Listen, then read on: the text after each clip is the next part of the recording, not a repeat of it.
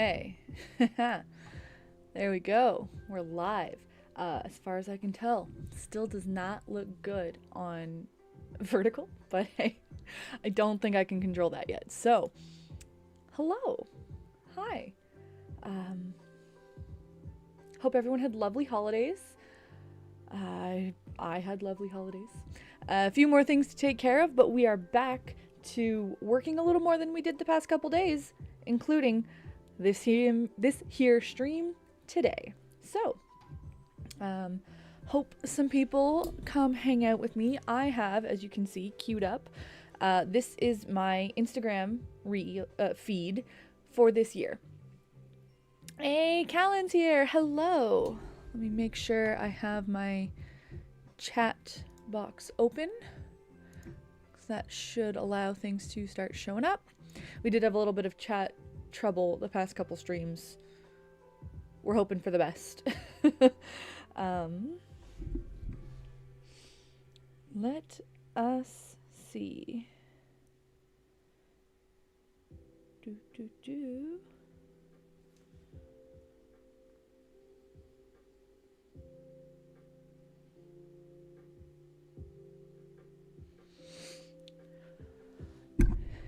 Well, yeah, doesn't...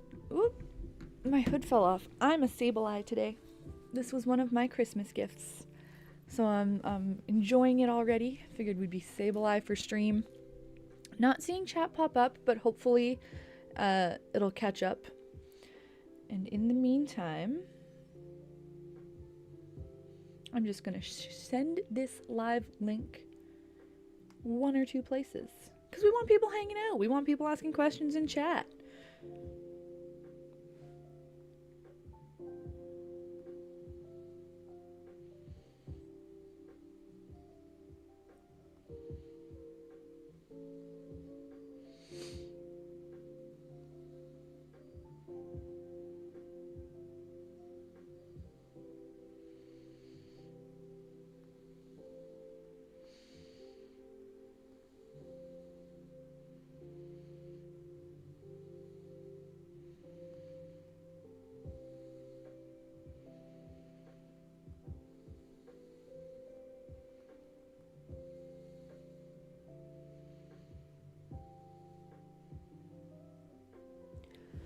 Aha, okay. Excellent. Hello, Afton. And chat is working. So, great day to stay in, have a drink, crochet. Yeah, I gotta get back to some crocheting. I have one more project in mind that I want to get done for like a little New Year's Eve post that I haven't started. But I have a couple days, obviously. It's only the 28th, and we all know that I work pretty fast. So that one may be coming, and odds are I might just talk about it by the end of stream. So we're going to start this is like the first post I made in 2025, and I think I'm mostly just going to like watch them back, react, if you will. Please, if you have any questions about projects I made or how something worked or what materials I used or how long it took or just any like behind the scenes fun questions, drop those in chat. That's the point of doing this live. I'm gonna, babble on about whatever kind of comes to my mind, what I remember about the project or what I think might be an interesting fun fact or whatever. And yeah, we'll watch them, we'll scroll back through them. What's happening? Bot and chat. Stream elements. Bot running.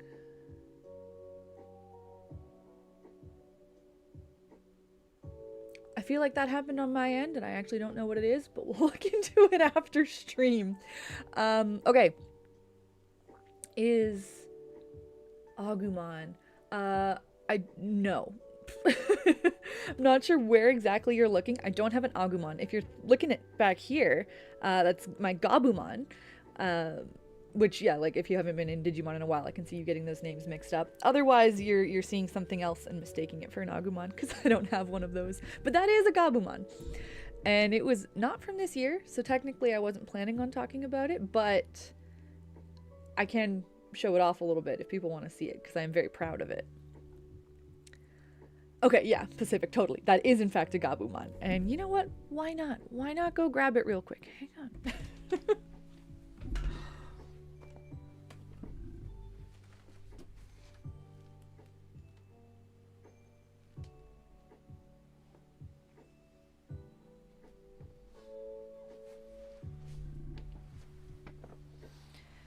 My pride and joy. So I made this. Like most things in my room, I crocheted this myself. It is one of few things, and I talk about it often-ish because it was such a hassle to make and it feels like a story, and because it looks so incredible. I think it's one of the best things I've actually ever made, and it is one of few things in my collection that I did not do freehand. This was a pattern by Ghost Kitty Crochet. In my opinion,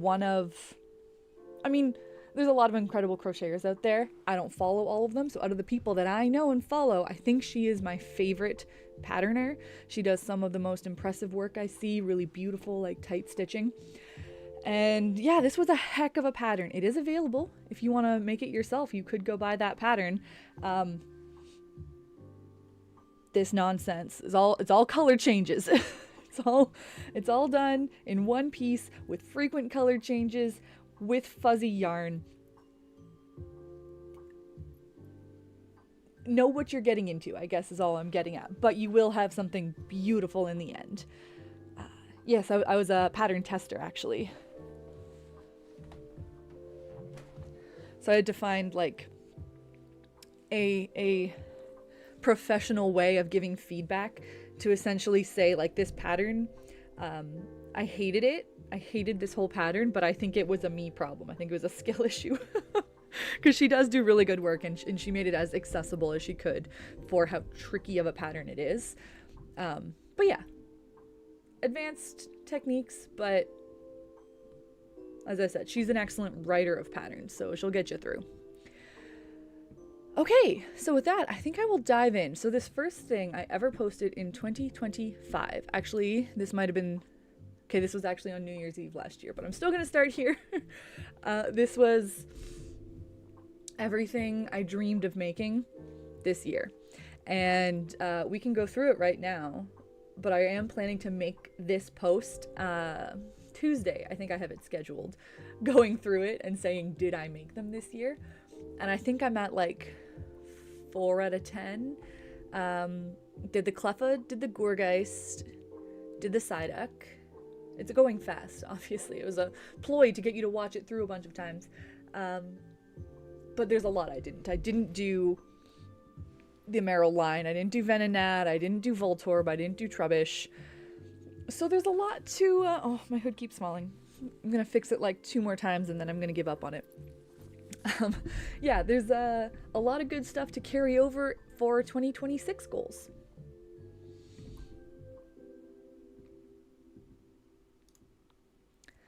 And then we got into a bit of snow day fun with Sfeel. This was pretty neat. It was, I don't know, it just seemed like fun. Like, we had some snow. Obviously not a ton of snow for my area in Ontario, but enough snow. And I just wanted to take the ice types out and have some fun with them.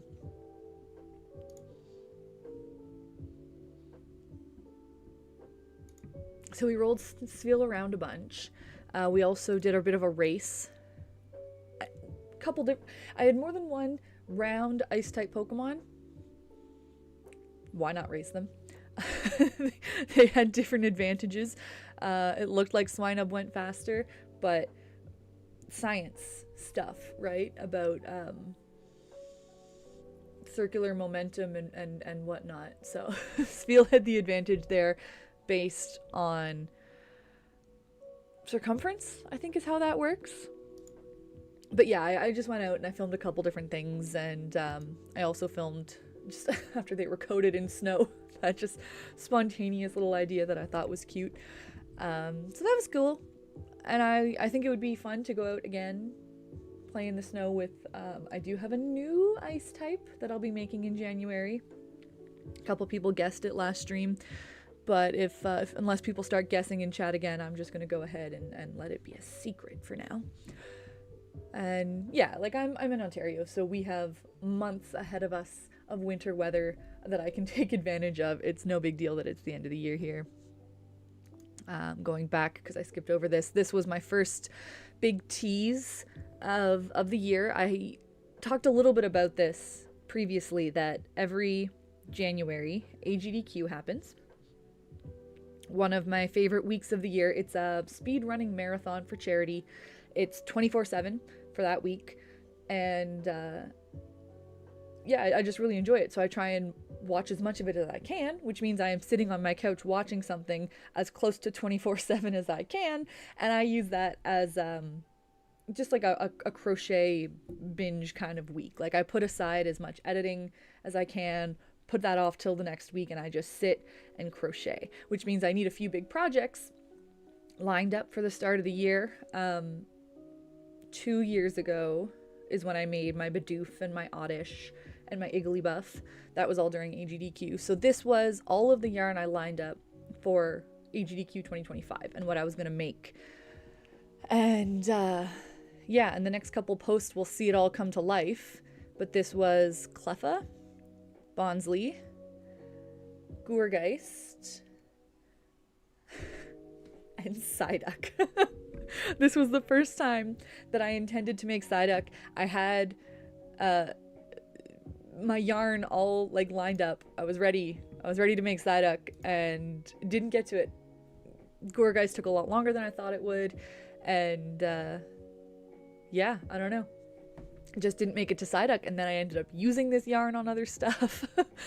So yeah, that was the first big disappointment for the Psyduck people. But technically I never quite said I was doing it. I just said, what do you think it's gonna be? And didn't get any comments even asking if it was Psyduck. So nobody knew they were disappointed. That's what that's what matters. And yeah, so oh I forgot about this. This was the last part of our snow day, was the park that I went to film. Had basketball court, and the folks that came along with me thought we could play Spiel Skip-Ball, and it was tricky. It was not a super easy game, you know. But clearly one of my friends was able to do it. Very proud of him. And then as far as getting it down, we just, thank goodness it wasn't a particularly sturdy hoop, and that Spiel is very bouncy. But that was a fun day. This was cheap, easy content. We go for it when we can. Fashion Week was going on. It was an event in Pokemon Go where a lot of Pokemon were getting event releases wearing hats. Yeah, Callan, we had a lot of fun. So,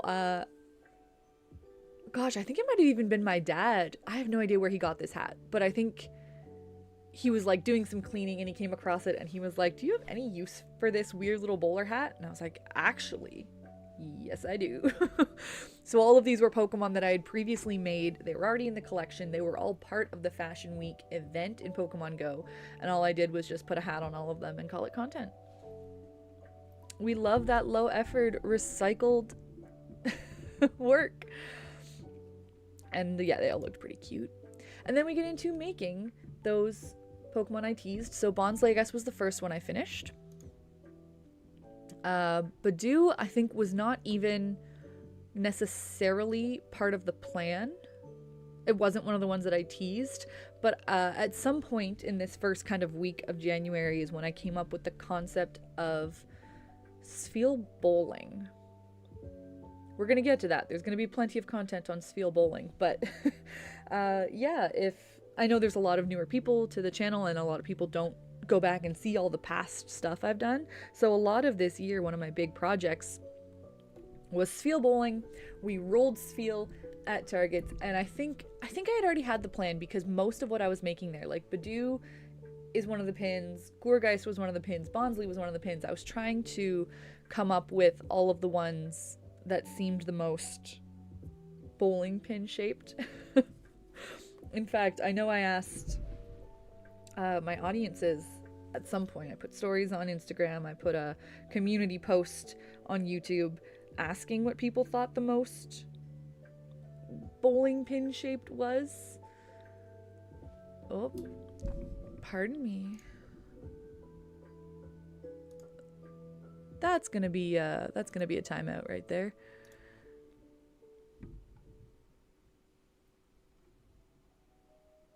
I don't know who you are, Eamon. I don't know what that means. I don't care to. Okay. Moving on. Yeah, so these were all the bowling pin ones that people suggested or that I thought of. And I think, gosh, that was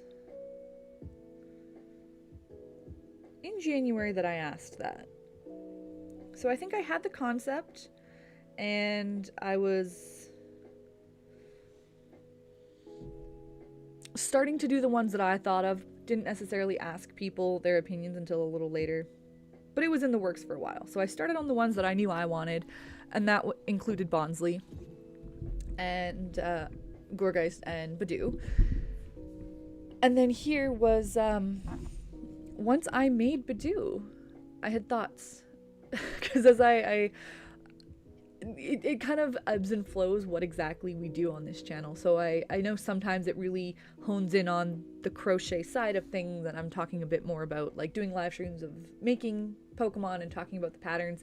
And then I get into moods where really I just want to talk about Pokemon like lore and size specifically. Pokemon size research is the heart of what I still like see in this channel. It's why I do what I do, is to explore Pokemon and the idea of the feeling of making it real, and that leads to a lot of questions about how Pokemon are measured and yada yada. So this was my first size rant of 2025, that once I made Badoo it just seemed tiny, and I don't know if anybody is reading my captions while listening to me yammer, but this one I'm holding is extra large. Like, this was what happened when I made it too big. So, yes, very small Pokemon. One of the smallest I made this year. And this is now talking about the baby Pokemon. One of my underlying goals that I never really prioritize, but it's always there, is to make all the baby Pokemon. I love them.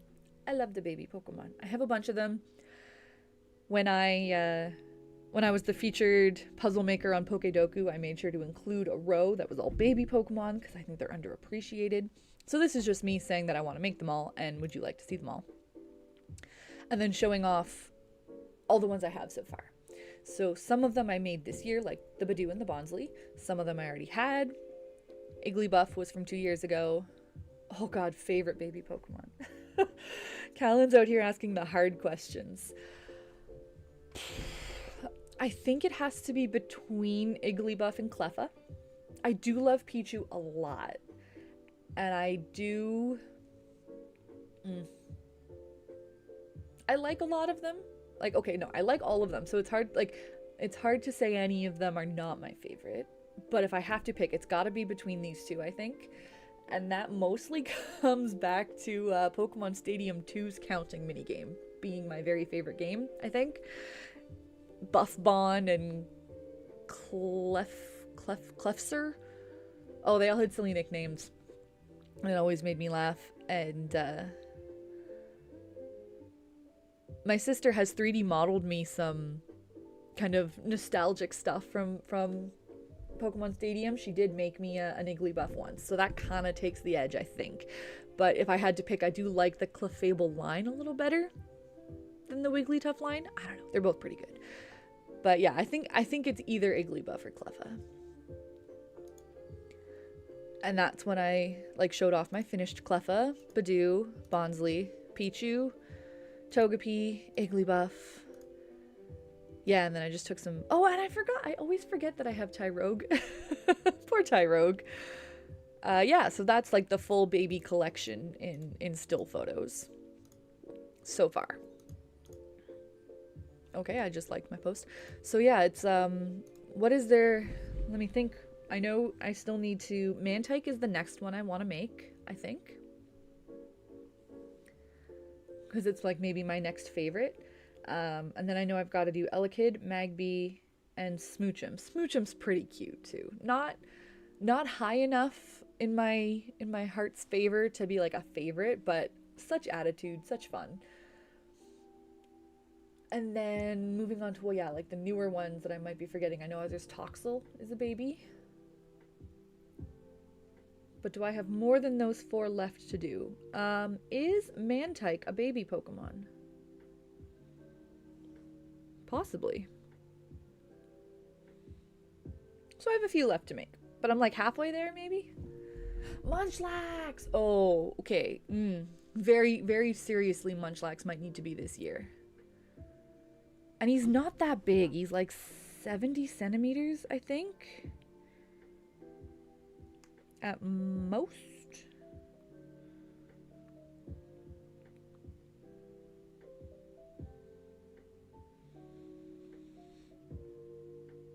$60 centimeters. All right, folks, I think we're putting Munchlax on the list for 2026. Maybe I'm going to literally write down a list as we talk here today, because I'll probably do a post like the one I just showed off, like everything I hope to make in 2026. Why not make that a post on the 1st of January? And yes, I will carry over some of those, but Munchlax is also going to be added. Okay, so this is our first tease of Steel Bowling. I rented a little space near my house. There's a really cool, like, art thing. I don't even know what to call this little place, but they have these other, like, studios, basically. Rehearsal space kind of thing. And, yeah, anybody can rent them out for a few hours at a time. You're charged just a couple bucks by the hour, so it was great. It was a great opportunity to get, like, a big open space to test my game.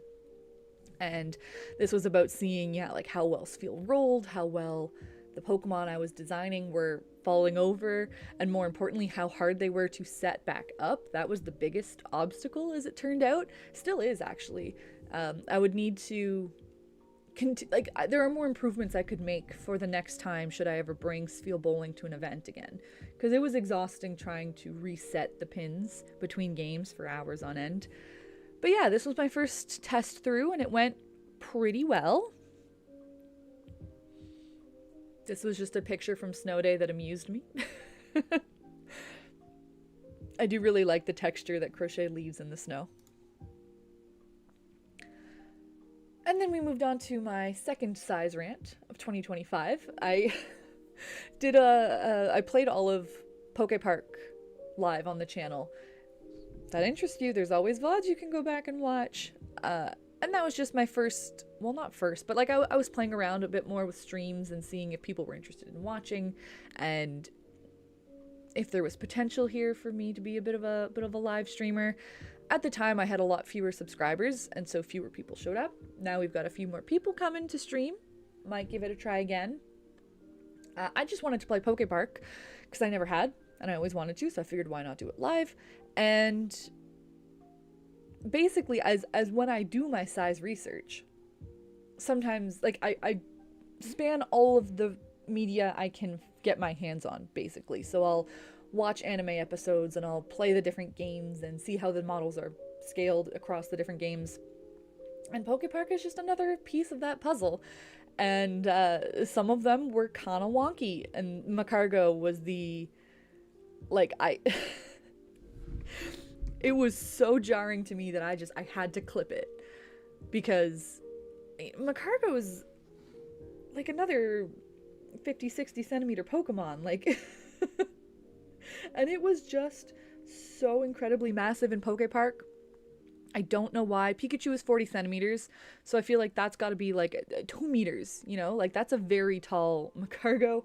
And compared to Pikachu's 40 centimeters, a standard Macargo would be twice the height. It's an 80 centimeter Pokemon, so okay. But that's still pretty huge. Anyways. Second size rant. And, yeah. I don't know. It was an interesting one. And as I get into doing more size content this year, because I do really want to put a bit more emphasis on that in 2026, we may be back in Poke Park. We'll see. So this was the debut of bowling. It was set up at a very small convention near, like not far from where I am, like a nice local one. And I needed a couple more Pokemon just to fill out the set, kind of. You know, I had Badoo as like my main pin, so I made a multiples of that. Then that back row had the bigger ones. Mimikyu, I think I just slotted in as one with, it's got a weighted butt. I put a lot of beans in my Mimikyu so that it would stand up even when his head is tilted over. So it just seemed like a secure one for resetting. Snorunt was specifically intended as a bit of an obstacle. I thought I could use it strategically. Not that it would knock down exactly, but because it wouldn't knock down, that it might make for an interesting game piece. I think I might have video of that posted somewhere. That was, again, just like cute. This con had a ball pit. It was not TwitchCon. It was not for the convention specifically, just the venue where the event was run happened to have a ball pit. So I took this feels to go and play in it because that was a cute picture. Similarly, not part of the event per se, but just the venue had like one of the pianos from Big, so we wanted to see if Sfeel could trigger it, get like a slide. It did not. Nope. Did not have enough pressure to trigger any of the notes, unfortunately. Okay. Not Pokemon. There's always a couple things that I do that are not Pokemon. And then they don't always get included in like my year wrap-ups that I curate to post because the main focus of the channel is about Pokemon, and so the main audience is here for Pokemon. So I still want to post and share when I make other things from other IPs, but then I don't always include them in my wrap-ups. Hello, the old flag. Welcome to this chit chat. And yeah, Kellen, I agree. Would have been so good if Sfeel actually played the piano, but alas, such is life.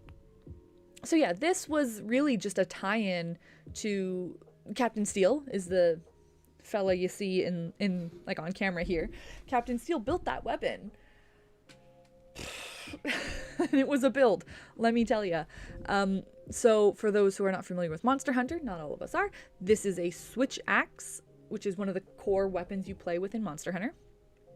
I believe it's Teostra switch axe. Forgiveness to those who know it better than me, and they know that it's not actually Teostra, and I'm getting confused, but I'm pretty sure it is.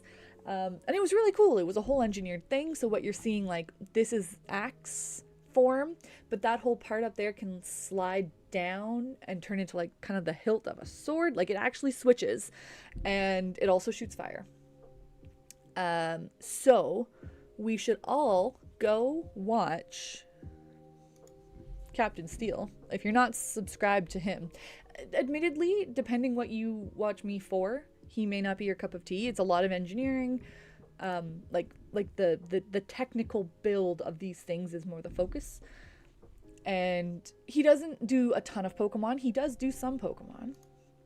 But he's also just fun and cool, and we collaborate on occasion. So why not? Why not go follow him too? You'll see me over there sometimes.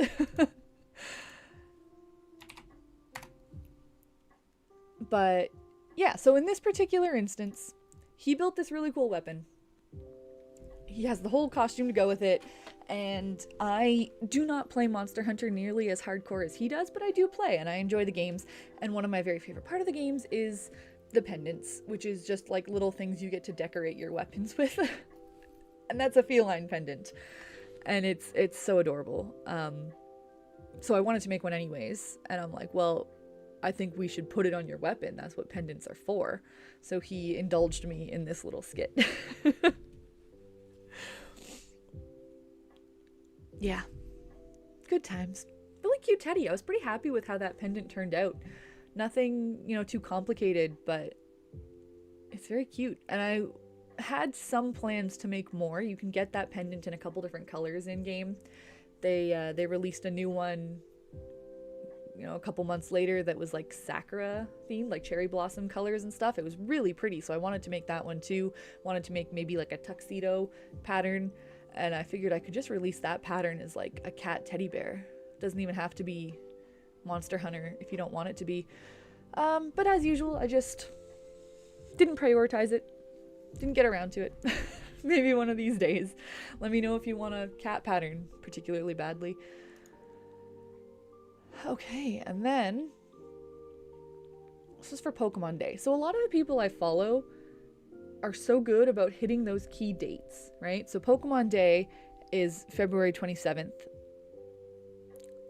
I should be able to tell you why, and I honestly don't remember. I feel like 27th is like the original release date of the very first game in Japan or something like that. And so Pokemon always does, some promotional stuff, and a lot of the other Pokemon creators I follow are really good about having something special to celebrate that day as well. And I'm usually scrambling, being like, oh shoot, it's Pokemon Day, what can I post? So this was my excuse to share a teaser for the new game that I worked on this past spring, which is another Pokemon Stadium game. If you haven't seen it, I have done Hoop Hurl in the past, like the ring toss. I show actually all of it at the beginning of this reel. I've done the Ekans ring toss, and I did Sphere Bowling was like an original game concept. So this was the third mini game I was putting together. And this was my pitch, I guess, for Anime North. I brought this to Anime North this year. So that's the ring toss. That's bowling. And this was the early stages of Magikarp. Magikarp Splash was from the original Pokemon Stadium. You just had to press A to make Magikarp jump and hit the counter.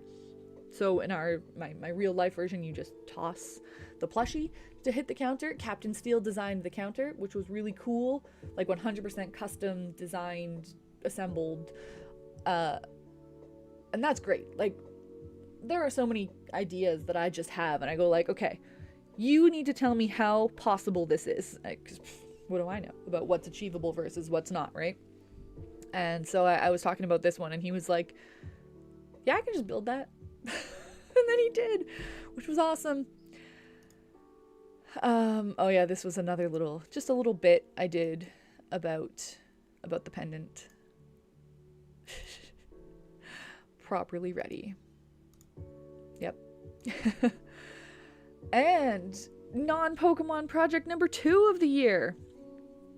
This was my very first time doing corner to corner. And I loved it. Oh my gosh.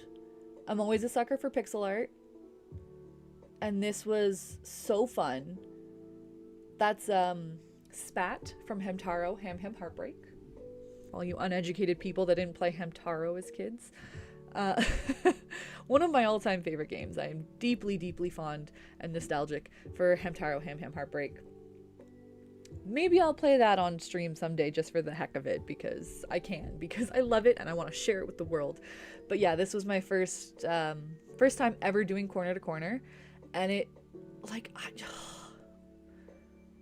looks so good.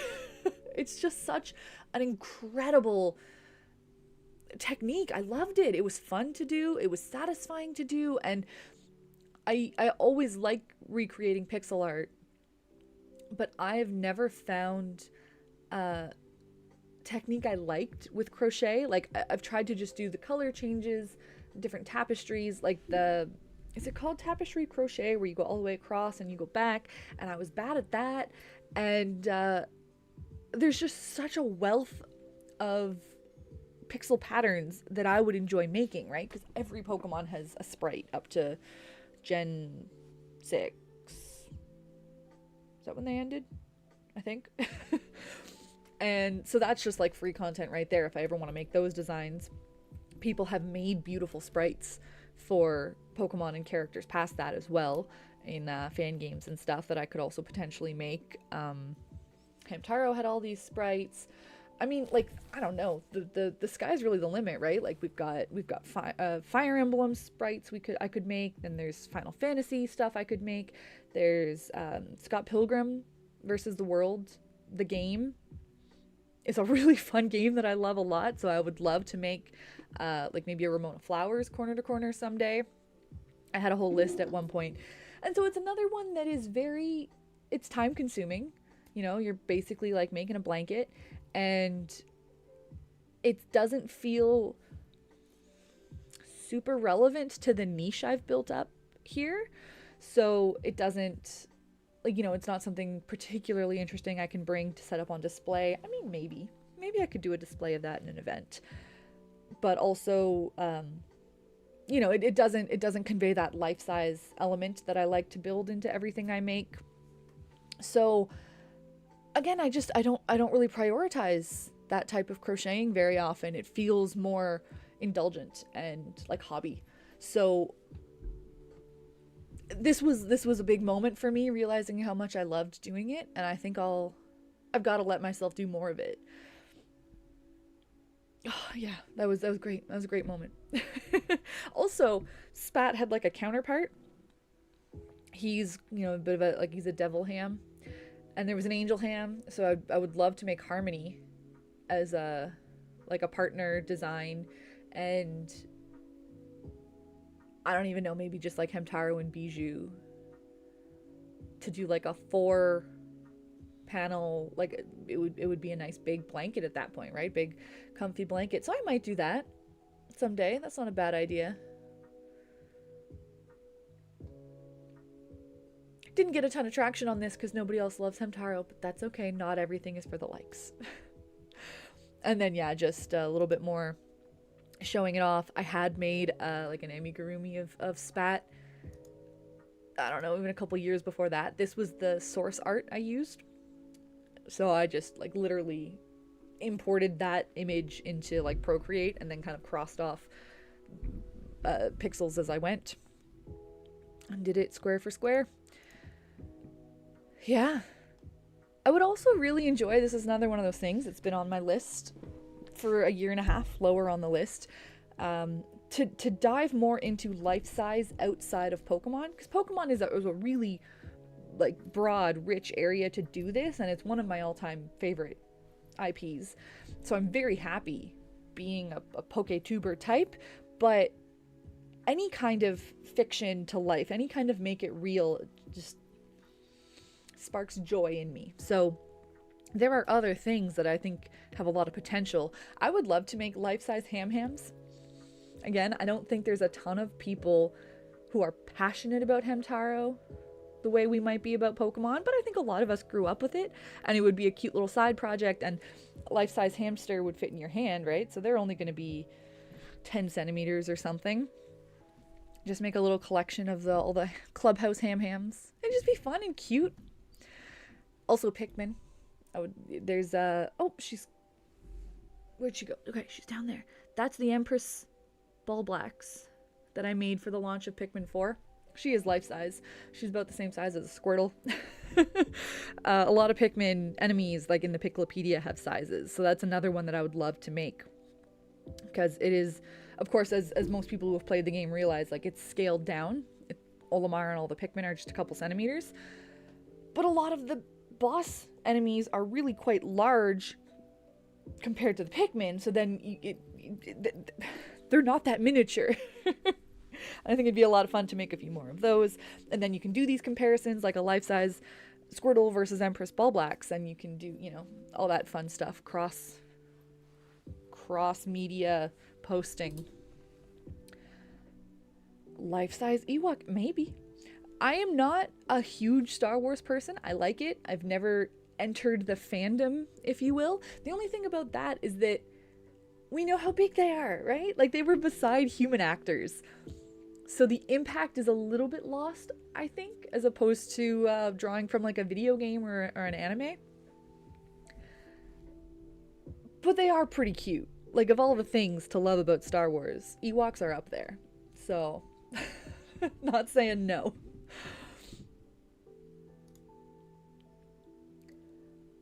Oh, this was the midweek mystery project. I almost forgot I did this. I can't believe I ever had enough time to do this. So this was what, March? This was the end of March. And I guess basically I'm sitting here. Oh, Powerpuff Girls. That would be a fun one. That would be a very interesting one. Maybe.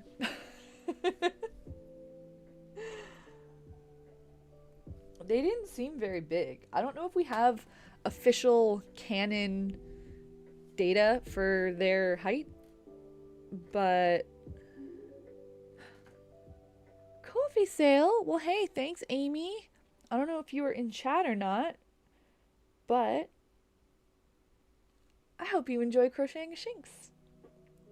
And thank you for leaving a little tip. I was just about to look up the Powerpuff Girls.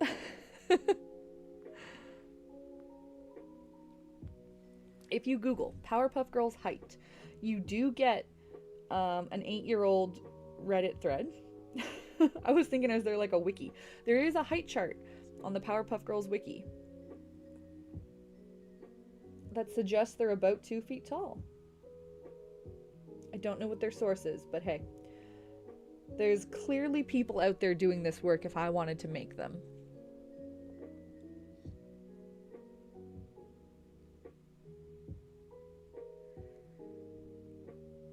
47 centimeters.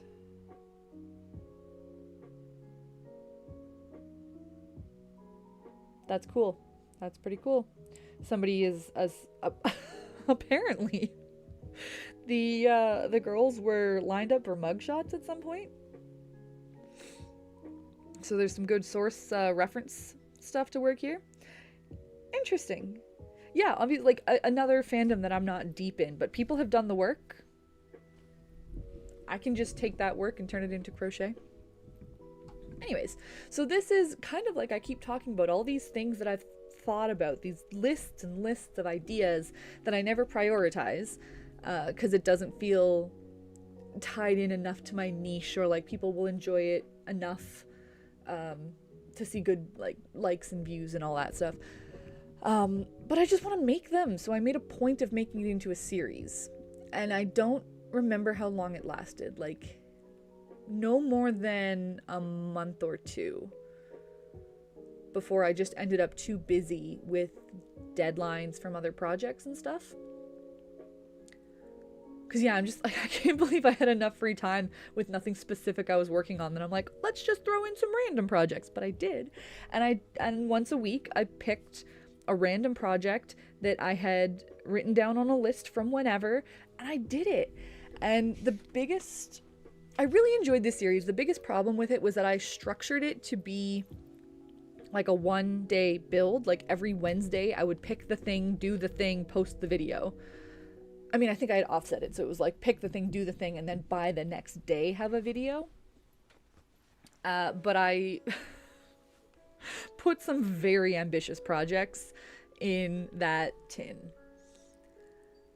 Yeah, so immediately, like the first every week that I pilled something, it was at least 2 days of work, and then a more in-depth edit process than I realized for how much I had to capture and cut out and still make it into a cohesive story.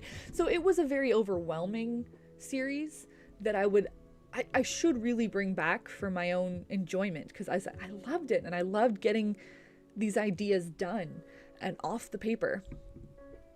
But I would need to restructure it somehow, like maybe only one a month, or at least every other week. And like maybe one a month, but then once a week I could give an update on it or something like that. That might be the best way to approach it. I do still have all the slips that I never pulled. They're not in that tin anymore because I am terrible at keeping my space clear and tidy, which means that tin just got shoved off my desk by accident at some point. So I have all the slips. They're on the floor over there on the other side of my desk, but I have them. And I probably have things to add now too. If I go through all those same notebooks again, I probably have new stuff written out that I can add in. But it was cool, and it was great to start getting through that backlog of things that you know you want to make.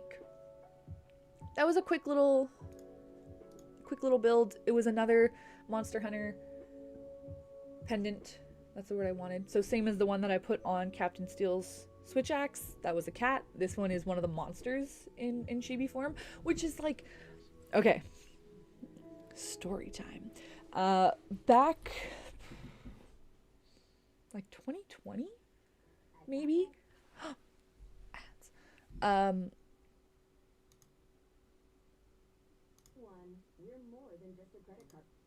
My music stopped and now it's an ad, but it'll be back.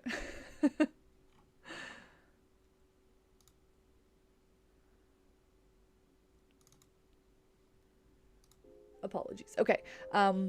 So back before Katzer's Creations was a thing, and I was still conceptualizing that I would like to start making stuff and making content about it. I was on that original idea of make it real, but I hadn't landed on life-size Pokemon. I hadn't come up with that yet. But what I wanted to make was plushies from games and movies and things. So like anytime a character had a stuffed animal, I wanted to make that in real life. So I'm trying to even remember what all was on the list, but like there are plushie versions of every animatronic in the Five Nights at Freddy's franchise that we see in, I don't know, a bunch of the games. Like I know FNAF 2 had a few plushies. I know Security Breach had a ton more. There was like a little monkey stuffy, I think, at the beginning of Resident Evil Village. There was League of Legends has a champion who canonically was a plushie, like brought to life. So like I had just all kinds of ideas spanning all kinds of genres and whatever, and I was gonna just start making these plushies real life, which I still like the idea of. So when this was released in Monster Hunter and it was like an in-game plushified version of a monster, I just really wanted to make that. And the shape didn't come out perfect, but the idea is there, the essence is there.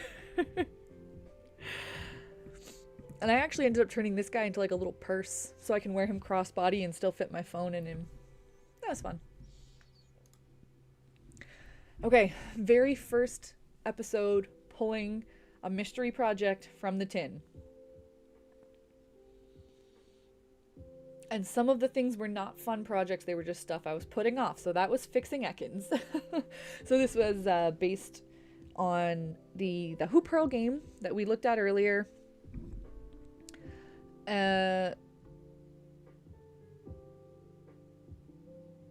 Okay, yeah, I guess I'm just explaining it. So yeah, this was the game that I've run, and there was a lot of wear and tear through playing the game.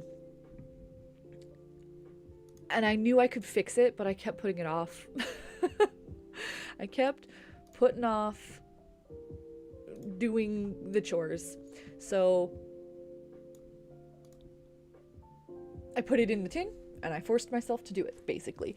And it was, again, so much work. Like, I thought I kept putting it off, but it would only take a few hours. But no, this was like another day or two of effort. It was like cutting the tails off so that I could get the loop, what's the word I need? The pool noodles out. Like, so all of these Ekans were a hula hoop inside a pool noodle inside crochet. And I thought that would be enough cushioning, but it wasn't. The hula hoops kept like also snapping even inside all of that layering. Hi, Pity Baby, welcome. Welcome to the year in review. We've made it to the end of March, so you only missed a couple months of my yammering. This was the first episode of a series where I wrote down projects I'd been meaning to get to but not making time for in a tin and then like pulling them at random. So I was assigned by my randomized tin the task of fixing up my Ekans. And yeah, I couldn't even fit it all into one video, I don't think. I'm pretty sure it was split up into two. Because I had to take everything out so I could reinforce the pieces so they wouldn't break next time, and also just like replace anything that was too far gone, too broken. But it was, I think, 8 or 10 Ekans. Like, it was quite a few to work on. And I'm glad to have done it. You know, that's the whole point. Because it's much easier to make repairs or to clean them. Like, I can just throw them in the wash like I just did. They get pretty dirty through the course of an event. So they're much more editable now after having gone through that process. But yeah, it was long and it was tiresome.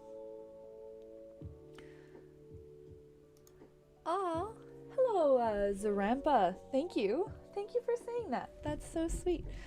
I try.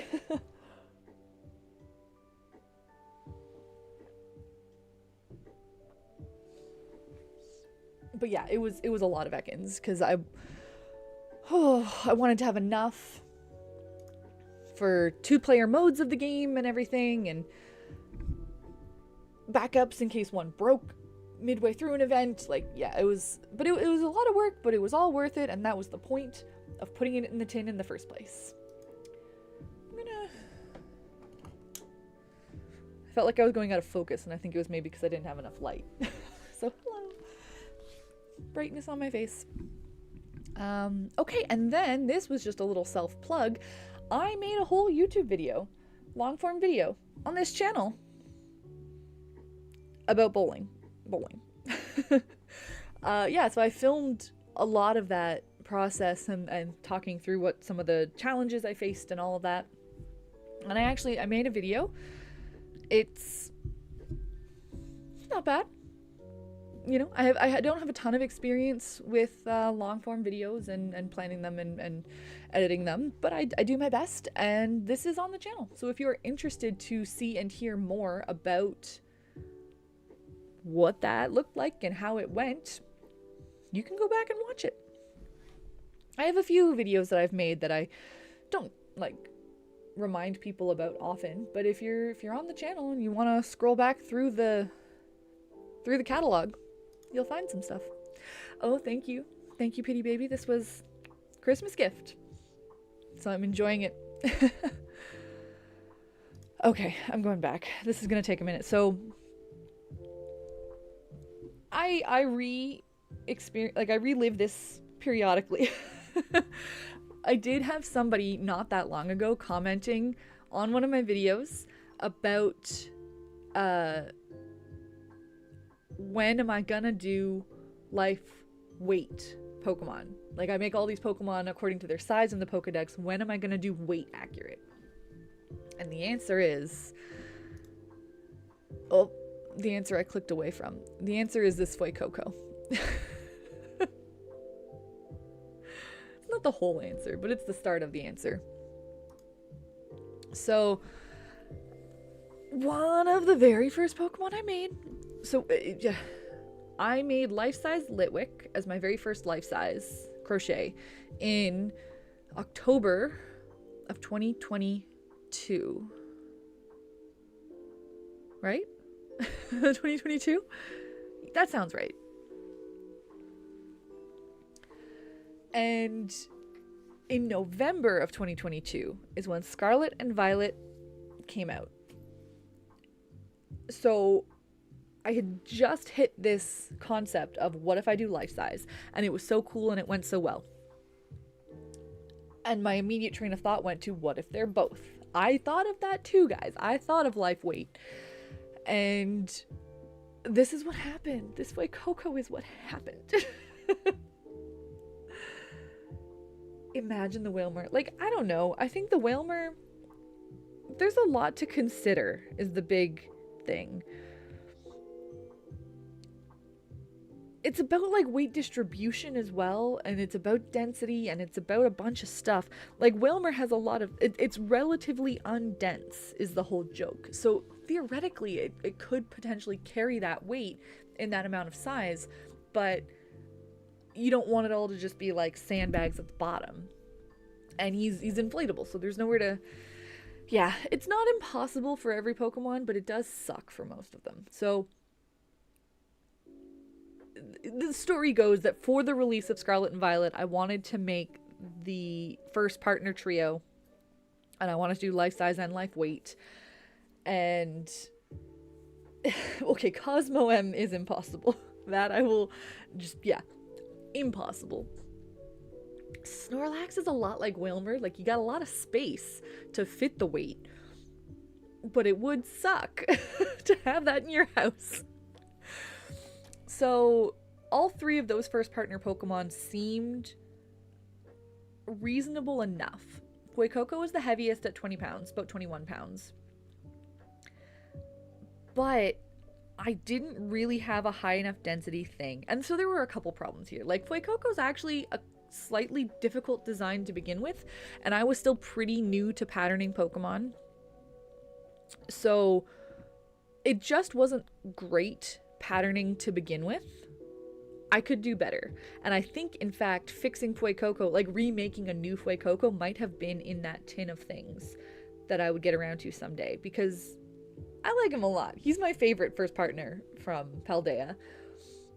I'm sorry, Sprigatito. I love Sprigatito. That's what I played through with, but I think Fuecoco is my favorite based on the whole evolution line. Like, I like Skeledirge better than Masquerada. Anyways, he's a cutie. He's a dopey little boy, and I would love to have a proper Fuecoco, because my pattern itself was not great, but then it got so much worse when I tried to put the weight in. And he ended up like flumping and lumping, and it was such a mess. If I ever did it again, I would need much better, as I'm kind of saying, like weight distribution, and a more dense material would be great. What that Fuecoco is full of, I think it was a lot of kitty litter in the end. I was starting out with like polyfill pellets, and they just weren't heavy enough. For the amount of volume that I had, there was not enough density to hit that weight using poly pellets. So I was looking for something denser, but honestly without like breaking the bank. And I ended up with using kitty litter because it's heavy, and that's what we ended up with. So Fuecoco is the worst example I have. But I also did Quaxley and Sprigatito, and they had similar problems. I think Sprigatito was 10, 11 pounds, Quaxley's like 15, and then Fuecoco was 20. And so the other two looked better than Fuecoco because their patterns were better, but they were still, they didn't have the weight, like they didn't have the strength to hold themselves up. There was no structure. There was just bags of weight with crochet around it. So they didn't look very good either. And it was, yeah, it was a part of my history, but I wasn't proud of the outcome, and I didn't enjoy myself. So I think doing life weight, if I picked something specific, something reasonable, like, you know, do a Pikachu or something. It's not that heavy, it's not that big, it's very iconic. There's got to be something I could select as a challenge to myself to see how I have grown as a creator. And I would probably have like a frame inside it, like maybe a 3D printed frame that has levels where I can distribute the weight, something like that. I don't know. I would have to look into it because I'm sure I could do it, and I think I will someday to prove to myself that I can do it. But the bottom line will remain that, yeah, some Pokemon are just not worth that effort, and some will be impossible. No thank you to Snorlax. Not gonna do Cosmo M, that would break the universe. I'm not gonna do like an Axew that weighs 200 pounds in that little body. But how does Cosmo M go from 1,000 kilograms to 200? Like when it evolves, I'm guessing is what you're saying, Pity. Like, the evolutions are only 200k. Science fusion or something, nuclear fusion, and I have no idea. Ball bearings. Ball bearings might be smart, but yeah, it'll come down to what I can get my hands on and for how much money too. Unless I can get maybe, you know, like crowdfund project or get a sponsor for a video. That'd be cool. Let's get me monetized so I can get sponsors so I can do weird stuff that are slightly too expensive unless a sponsor is paying for it. Because yeah, there's got to be some options that I could use. It just needs to be available. I was also on a pretty tight deadline to get those done for the release of Scarlet and Violet. Because I think it was like a 1 week span where I was making a life-size Dratini, which is really big, which I should also remake because I could do that one better proportioned too. But I was making life-size Dratini. It was community day for Dratini, so I was making a bunch of little ones at the time.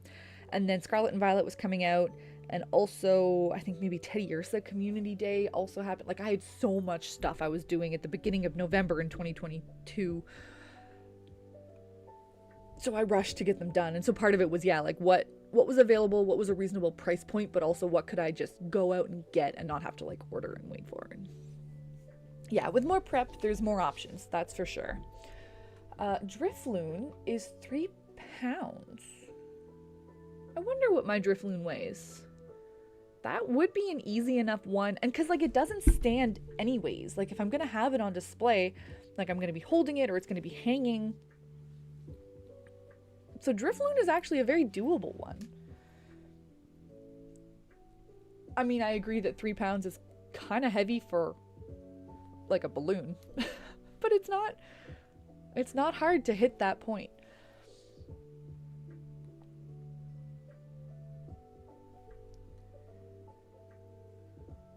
I'm taking notes as we go because there are things that I know I'm going to want to add to like my to-do list for 2026, and I'm going to make a little post about that probably on like the 1st of January about everything I want to do in 2026, and I'm not going to get around to all of it, but we'll see how much I can get around to. Okay, and then from there we were into the next mystery project. So pulling something else random from this tin, something that I'd been wanting to make. Might not even be crochet was part of the point. So what I'm making is one of those cards. I'm just going to go ahead and show them off. One of these cards where you layer a bunch of trading cards with like different pieces cut out to give that like shadow boxy depth. 3 Devious Art is my personal inspiration on this front, and I did use some of their tutorials when I was learning how to do it. They do very good work. They've got some good videos, and it went okay. I think I did buy a bunch of copies of this Eevee. Basically, I went online and I picked any common that my local card store had like a dozen of in stock, and I just bought a bunch of 25-cent cards. The Pokestop I already had a bunch of because I was doing Pokestop things, and so I used it because I already had a bunch of copies of it, but it turned out to be a really stupid not stupid, it was a very ambitious design of card for this style of art for a brand new beginner. So this one didn't turn out as nice. I'm actually pretty happy with the Eevee. I know obviously with practice it could be better, but I was pretty happy with that, and it was, I think, a much better choice stylistically of like you have the sky and the mountains are kind of in the background, but then you had this grass in the foreground. Like it worked out well, and I was pretty happy with this one, and it was a very fun process. I learned a lot, and it also took me days. I didn't have to do 2, but I did 2 partially because I used this as like a practice, which is another reason why it didn't turn out as good. And then once I learned a couple, I learned from a couple mistakes, then I did this one and it went a little bit better. But that was a really fun thing that I just gave myself a couple days of permission to do. Thank you, Carol McMulkin. I agree that it turned out pretty well. Oh, love to see a Dratini. Um, you can, because I have one. The only thing about Dratini is that it is the correct length, but it's not actually, it didn't end up being the best proportions. So he's more of a, like a sausage than I want him to be. He's not serpenty enough. He is 5'11", but he's not, he should be skinnier. So I could make a new one, and I would love to make a new one, and it would actually be easier and faster because there would be fewer stitches to do. But I you know, we can show off the one that I do have. I can get around to that.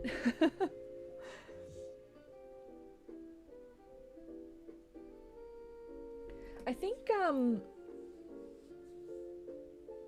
so in the new year, one of the things I'm going to be launching is a monthly poll for members of well, I'm going to try and spread it across so you can be a member anywhere, whether it's well, I'm not allowed them on YouTube yet, but soon. I'm going to put in the effort, and I'm going to get monetized partner status on YouTube soon, which means you could be a member here, you could be a member on Instagram, you could be a member on my coffee page.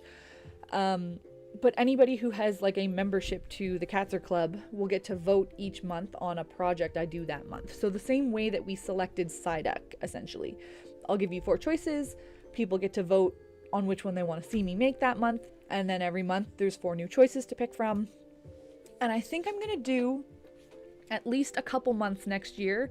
The 4 Pokemon options I provide are going to be things I've made before that are due for a remake.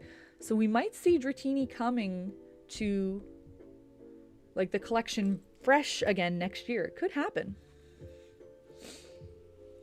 Oh, yeah, 5'11", pity baby. Yeah. Sausage Dratini. Yeah, it's huge. That's why I made it. That's one of the first Pokemon I made life-size at all. Like, I did the Litwick, and then as soon as I was like, I like this idea, I'm gonna be a life-size Pokemon girly, I was like, I know what has to come next. I have to make that Dratini. People don't realize how big it is.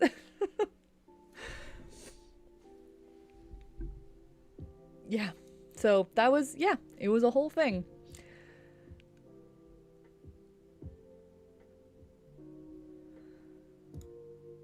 And the only other thing I'll say, pity, it's hard. It's a weird cutting into cards, but if you do find commons, especially if you happen to have a collection of your own and like a bunch of commons of your own, the weirdest part to me was what was left over when I had like half of a Pokemon card, and I'm like, I can't, this isn't garbage, I can't get rid but I cut a Pokemon out of the art. I don't know, it was a weird sensation.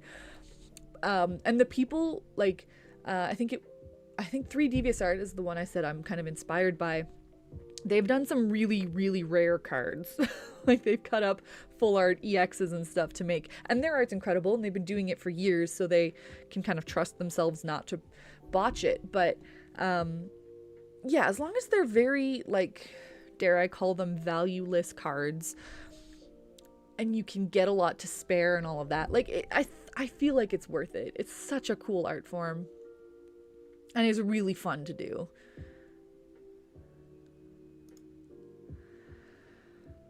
Okay, and then the 3rd week of mystery projects was an obscure one, and I've not even finished them, gosh darn it. Yeah, so if you're not good at cutting, the secret is a very, very, very, very sharp X-Acto like scalpel. So that's what I used, and the first time I did it, it went okay but not great, and then I replaced the blade and it was so much better. Don't use a dull one. But yeah, even then it's tricky. Like, it absolutely is not going to go perfect, and you have to be fine with that. So okay, this was a music video / commercial from, do I even say where, like 2011 or something, that has just lived in my brain since 2011. And I'm gonna scroll back and start it over. It was a makeup collab between a designer and an anime artist. So it was like kind of a Six Princess commercial, but it was kind of like a soft launch of this anime this dude had been working on. But it really worked its way into my brain. And so there's these two little mascots that each of the girls has, and I love them. So I wanted to make them. So I did. I put it in the tin. And then I spent, like, this was the biggest thing, was calling this a one-day project. I don't know where I ever got off. Because I think they both took 2 days. So I think I actually might have, like, split it across 2 weeks or something. I don't know. But it was fun, and they turned out really good. We'll let it play till I get to the end, where we can actually see what I came up with. I collect the legendary trios. The legendary trios or duos. Couldn't find a Reggie Gigas, like, of anything. Okay, so it's Zrampa, the music for this video, this commercial anime music video thing, was sung by Miku. And I don't remember if I had the audio in here at all. Now, both of these cats did take about a full day each to make, which is pretty good. Okay, so I don't have the audio. I wonder if I could play it without getting any kind of copyright strike. I would love to just watch that video on stream right now. It's so good. But I'll drop it. I'll drop a link. The song was called Pink or Black.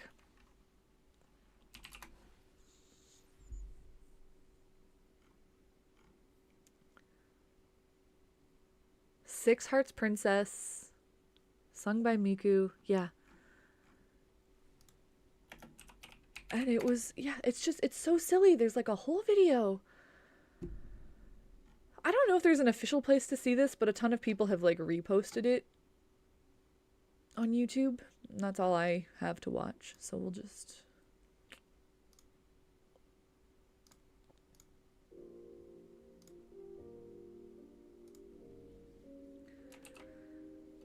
If you want to see the music video that's being referenced here, you can check it out at that link. An idea for future polls is 1 or 2 near the end of the year that are the second place options. Yeah, you know what? That is smart. What I was thinking was that maybe every month the second place option would roll over. So whatever came in runner up will still be one of the options in the set of the next 4. But if it goes unselected for 2 or 3 months, I would definitely rotate it out.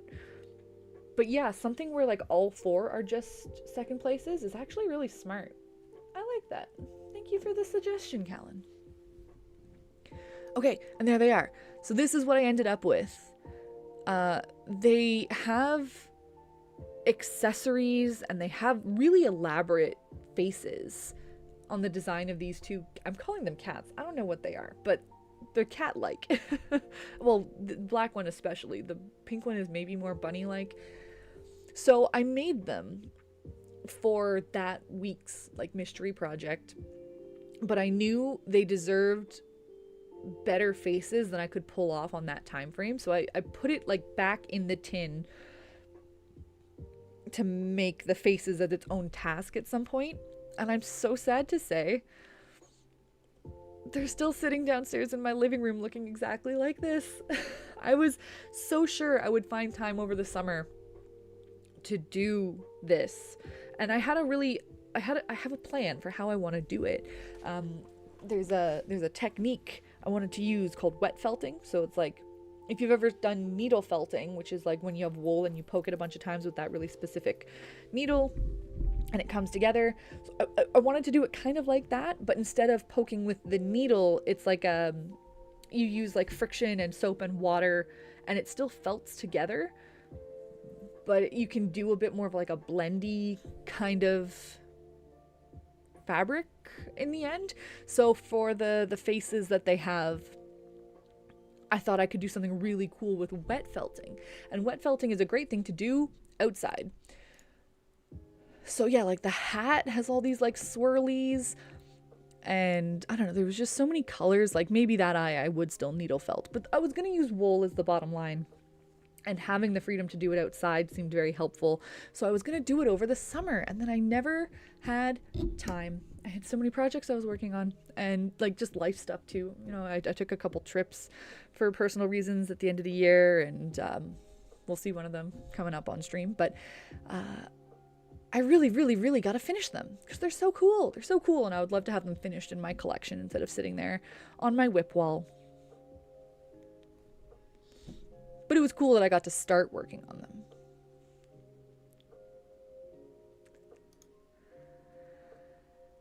Okay, now, this was not even for a mystery project. Like, the reason why I finished my Ekans was because the tin told me to.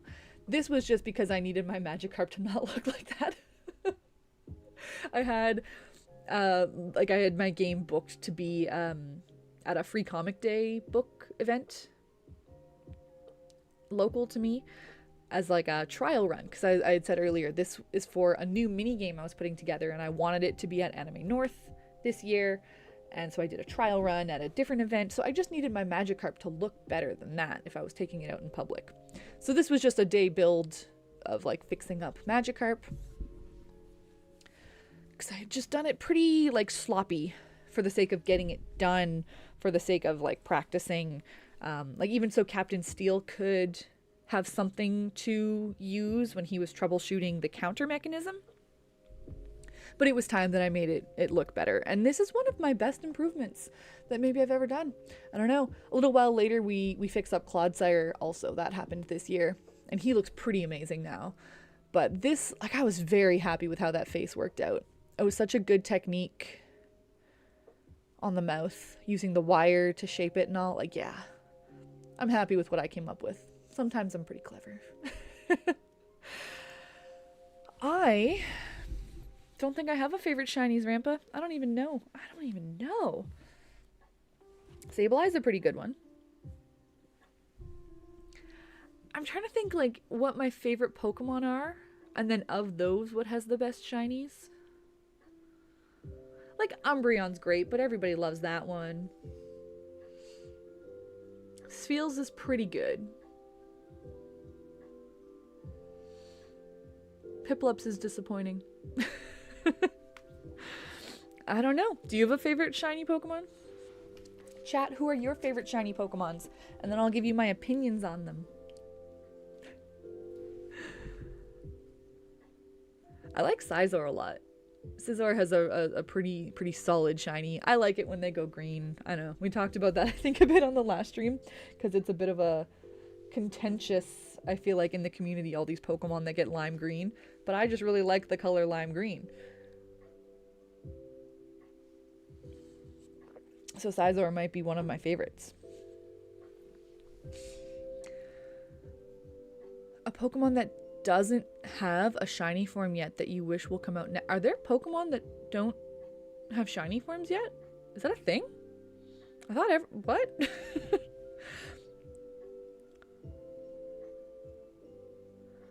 You're gonna have to give me a list of some of the Pokemon that don't have shinies yet, because I just kind of assumed everything did.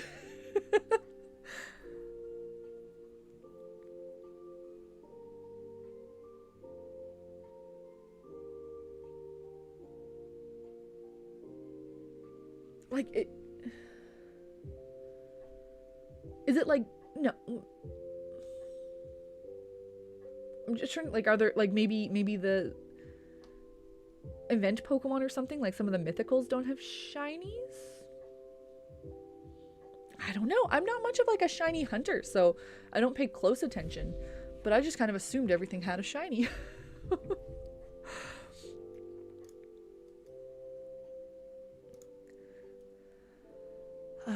Yes, we were showing off Magikarp a bit, and then, so by the end of April, I'm still doing my mysteries. Oh, okay, a shiny that's not in Go yet. Gotcha. Yeah, I haven't played Go in a while, so I'm actually now not up to date on what is or isn't in that game.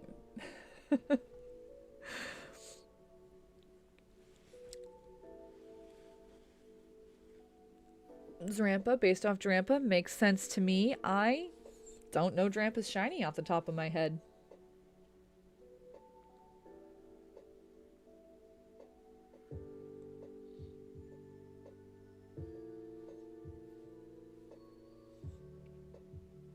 Ooh, oh, that's pretty cool. Yeah, that's a good one.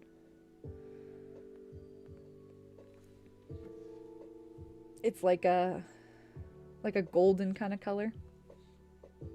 Golden where it's green. Yeah. Respect to shiny Drampa. Anyways, this has just been going on here. So end of April, the task I pulled out of my tin was life-sized Pokemon berries, because there is a berry dex, just like a Pokedex, and it gives sizes for all of them, which is so cool. So cool. I didn't know they had a berry dex until sometime earlier this year. Like, if this happened in April, it was probably in like February or something of this year that I believe it was my friend Dynamo Gear who mentioned something about the berry dex, and I was like, everybody wait, the what, huh? So then I went to the berry dex, and it became something that I really wanted to make, hence why it worked its way into the tins. Because that's the only thing cooler than life-size Pokemon is Pokemon with life-size props as well. And like I said, I think a lot of people don't even know that the berries have canon sizes. They're very inconsistent across the franchise of how they're shown off in the anime and the merch and stuff. So this was just such of like it was a fun project with like a fun fact sprinkled on top. See, today is when Callan learned there was a berry dex, right? So half the point of doing it is that we all got to learn something. And then, yeah, like there's just little props that I can bring to events for like a photo booth or whatever. So you can see the Pokemon scaled next to the berries and the scale of the berries. I don't know. It was a very fun one, and I'm pretty happy with how they all turned out. Tomato berries are huge. Tomato berries are bigger than some Pokemon. Yeah, there it is. That's the tomato. So that was another really cool one. And again, like, could have been a one-day project if I didn't just make 9 of them. There were so many different ones I wanted to make. And now we switch over from the random weekly projects that are just something I've wanted to make into, like, let fate decide my convention prep for me. Because this is the day that I switched to all Kirby-themed tasks in the tin. The berry dex might have all of the hyperspace berries from the DLC. Okay, so I have not played the DLC yet, but I plan to in like a week.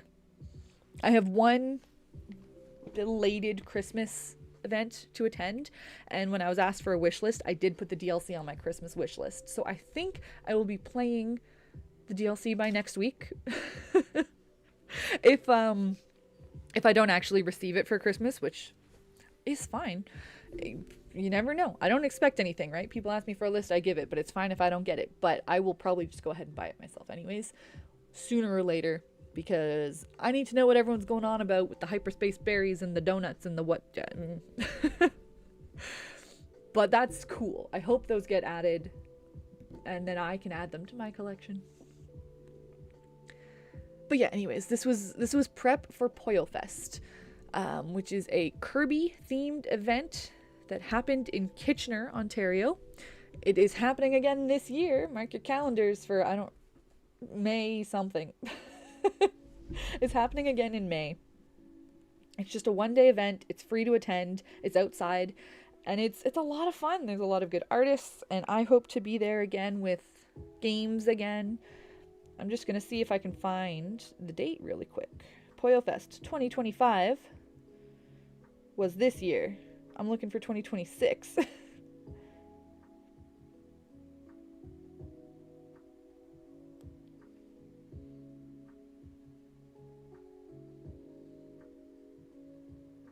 May 9th. May 9th of 2026. If anybody is able to make their way to Kitchener, Ontario, I'll be there. So yeah, this was a bit of a shift from obviously my normal content being so Pokemon centered. We went like all Kirby all the time for about a month here. Maybe not a full month, but still. So the Kirby game I brought to Poyo Fest was like a play on the Sphere Bowling game. It was the same concept because, funny, coincidentally, so Kirby's official canon size is 20 centimeters or like 8 inches, which is tiny. And I've made some of those that you'll see here. But his Smash Brothers size, because we can compare him to other characters, and because Smash Brothers does have like one of those mugshot-esque, you stand and there's lines ticking up on the back of the screen. Kirby's about the same size as a Spiel, as it turns out, in Smash Brothers. So I used the same yoga ball that goes inside Spiel, and I put it in a Kirby, and we rolled it towards a warp star, and it was a good time. But I wanted some obstacles, so we were making Kirby enemies. Oh yeah, this was a quiz showing off all the berries I made, seeing if you could match them to their stems. It's I'm sure quite hard to do if you didn't just spend a day making them, but so yeah, we made a Gordo. Gordo is similar height to Diglett. Then the next thing that I pulled as a task for myself was making that cannon-sized Kirby, I believe. I think that's what we're doing here today. Oh no, we're making the giant Kirby here today.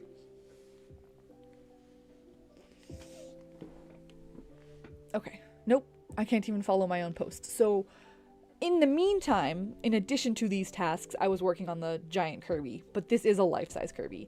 Just sitting on my lap there, just a little guy, same height as Diglett or Milcery or, I don't know, there's a bunch of 8-inch Pokemon. But yeah, that's what Kirby's official, according to Nintendo, real-life height is. So today you learned another thing, maybe. And this was Free Comic Book Day, so this was the debut, pardon me, of Magikarp Splash as a playable game. It wasn't a particularly, like, highly attended event, so not a lot of people came by, but the public got to play the game. I got to play the game. I got to beat Captain Steel at the game. And it was a lot of fun. This was good stuff. Yeah, 20. I forget now. I think 27 or something might be like the maximum score. Okay, so speaking of Ghost Kitty Crochet earlier, we were showing off my Gabumon right at the beginning of stream, which is one of my proudest works. It was based off a pattern by the creator Ghost Kitty Crochet, as was what you see on stream right now. So this little roll cake was a pattern that Ghost Kitty released. So I was fortunate enough to be a pattern tester for this as well. There was a few of them that came in a bundle. So there's Poliwag, Spheal, and I believe Meryl. I believe Meryl was the third one.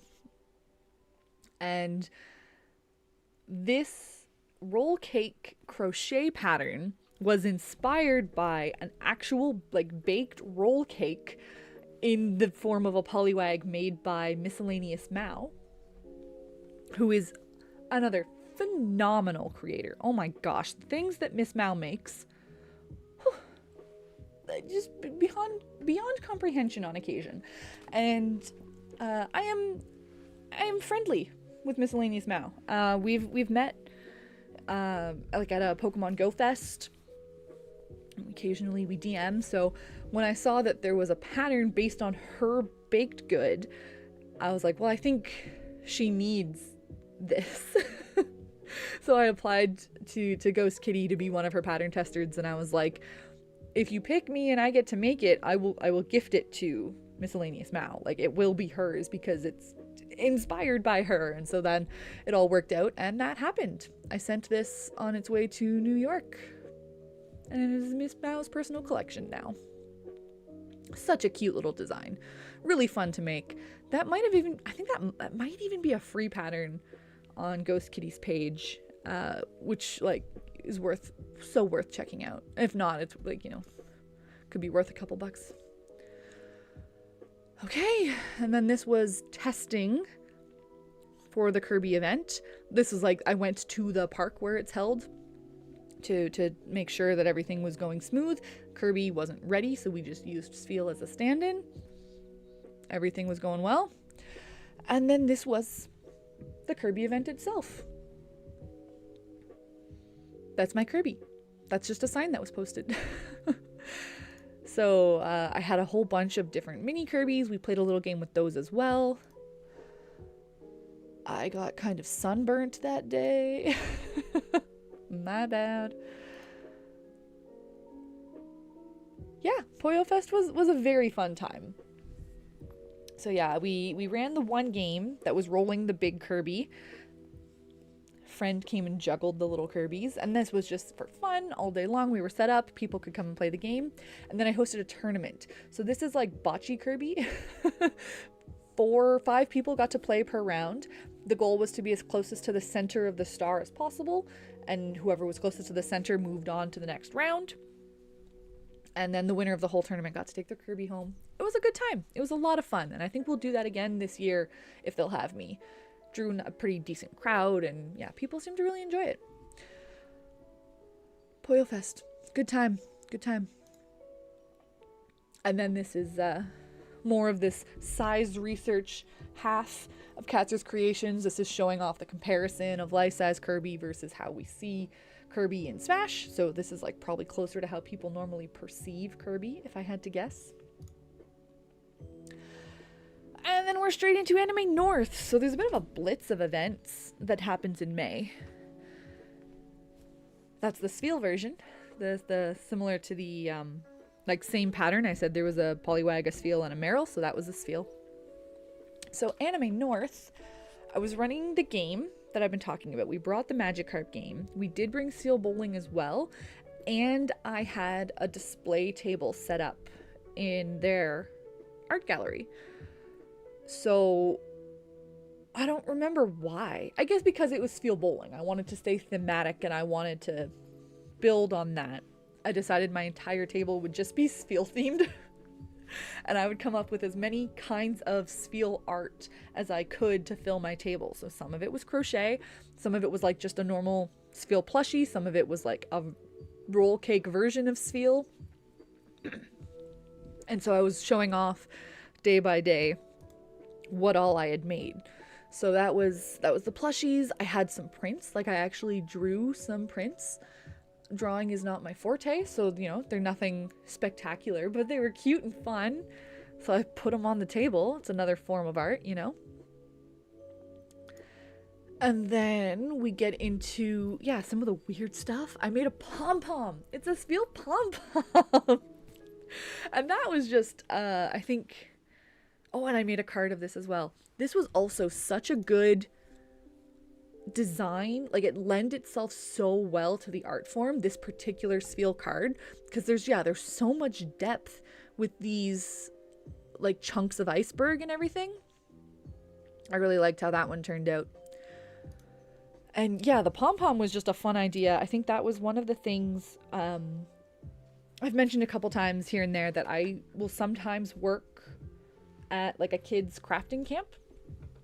So there's a woman in my city who runs a really awesome camp. It's called Mindful Makers, and it's like over the summer, it's winter break sometimes, it's March break, it's PD days. Like whenever kids are out of school, she'll run a day of camp. And it's all kinds of arts and crafts, and you really build like skills and learn how to use tools. Like it's not just like glorified daycare. It's a very structured maker camp. It's really cool, and I love working there. So basically, depending on enrollment, whenever she needs extra help, she calls me in. And so when I get to work a day there, it's always a good time, and I often will learn a new skill. And one year we made pom-poms. It must have been this year. It must have been March break this year, if that's why I made this. But we were doing pom-poms, and just making a simple pom-pom is very easy, very approachable for any kid. But then some of the kids who were really into it wanted to get more deep into the, how do you make certain shapes, or how do you put like, color changes into your pom-pom. And it just got me thinking, and so I wanted to make Sfeel like entirely out of pom-pom, which I did, and it took a few tries, but it was so cool. Like it looks a little goofy, of course, because it's not well like defined, but honestly I'm so proud of that. Like I put the features on, so the flippers, the mouth, the eyes, the ears are all attached afterwards, but like the belly and the spots and all of that is all built into the pom-pom. It was so cool, so fun. Pom-poms are a fun craft to learn how to like actually do those color changes and stuff. It's so nifty, so nifty.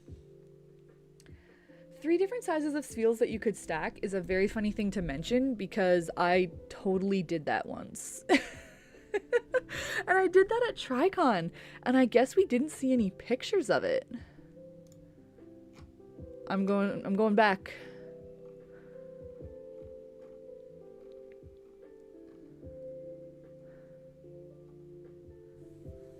I guess I never posted that, because I have these 2 sizes.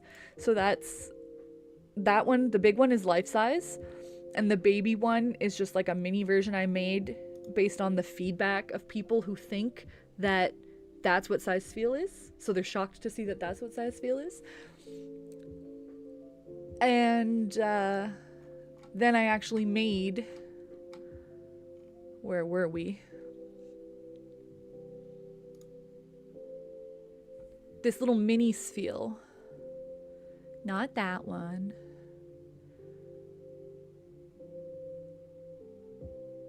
This one. I made that Sfeel at TriCon, just like while I was sitting at the table, kept keeping my hands busy. So I did stack all 3 of them. And I guess I never posted a picture of it, but maybe I will. Maybe I'll find a picture to share after stream.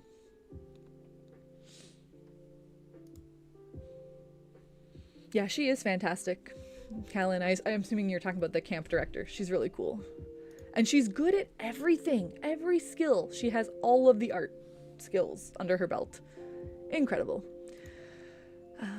Okay, so then the final thing was like the big thing. So this is my baby Sfeel, as I call it. That like the size people think Sfeel is sized Sfeel. And then we did corner to corner again. Oh. Earlier in stream, I was showing off that I had done like a Hamtaro tapestry, and that it was my first time ever doing corner to corner, and that I loved it, and that it opened the door to every Pokemon sprite. And so Sfeel was the first Pokemon sprite that I did in tapestry, and it is just off camera. It's like right there in my room. Haha. It's still there. I don't know that I'll ever part with that, because it's so cute. Oh my gosh. Yeah, I'm very happy with how that turned out. It looks so good. It's corner to corner is so good.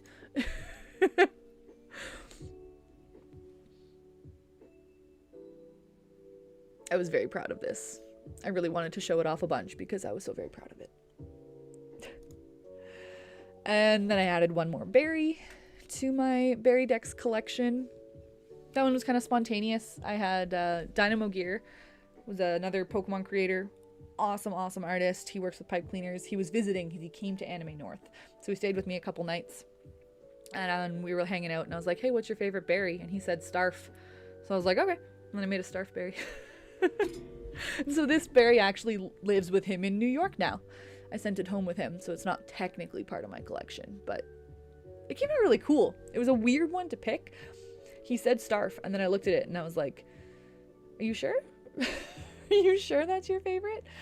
But I really enjoyed in the end the process of making it and how it turned out. I thought both was pretty cool. And this was the final table. Once I had all of these things set up, I threw in the berries just to take up space. They're not Sfeel themed, but they are fun. That was everything that I came up with, all the different Sfeel crafts that I could manage before the end of May. I think people enjoyed my table. I think they smiled at it. Okay, So part of summer was me learning that I didn't like markets. I think I just kind of had to prove to myself that I didn't want to do it, you know? I know we have at least a couple other crocheters who are here in chat. There's like just this pressure, you know, of like, if you're gonna be a crocheter and you're gonna try and do it full time as like your job, people expect you to sell it. They want patterns, they want to buy it. And so I was like, I guess I'll really give it a shot. The Colbur berry? Hang on. We're Googling this. I'm gonna Google this with you, Zarampa.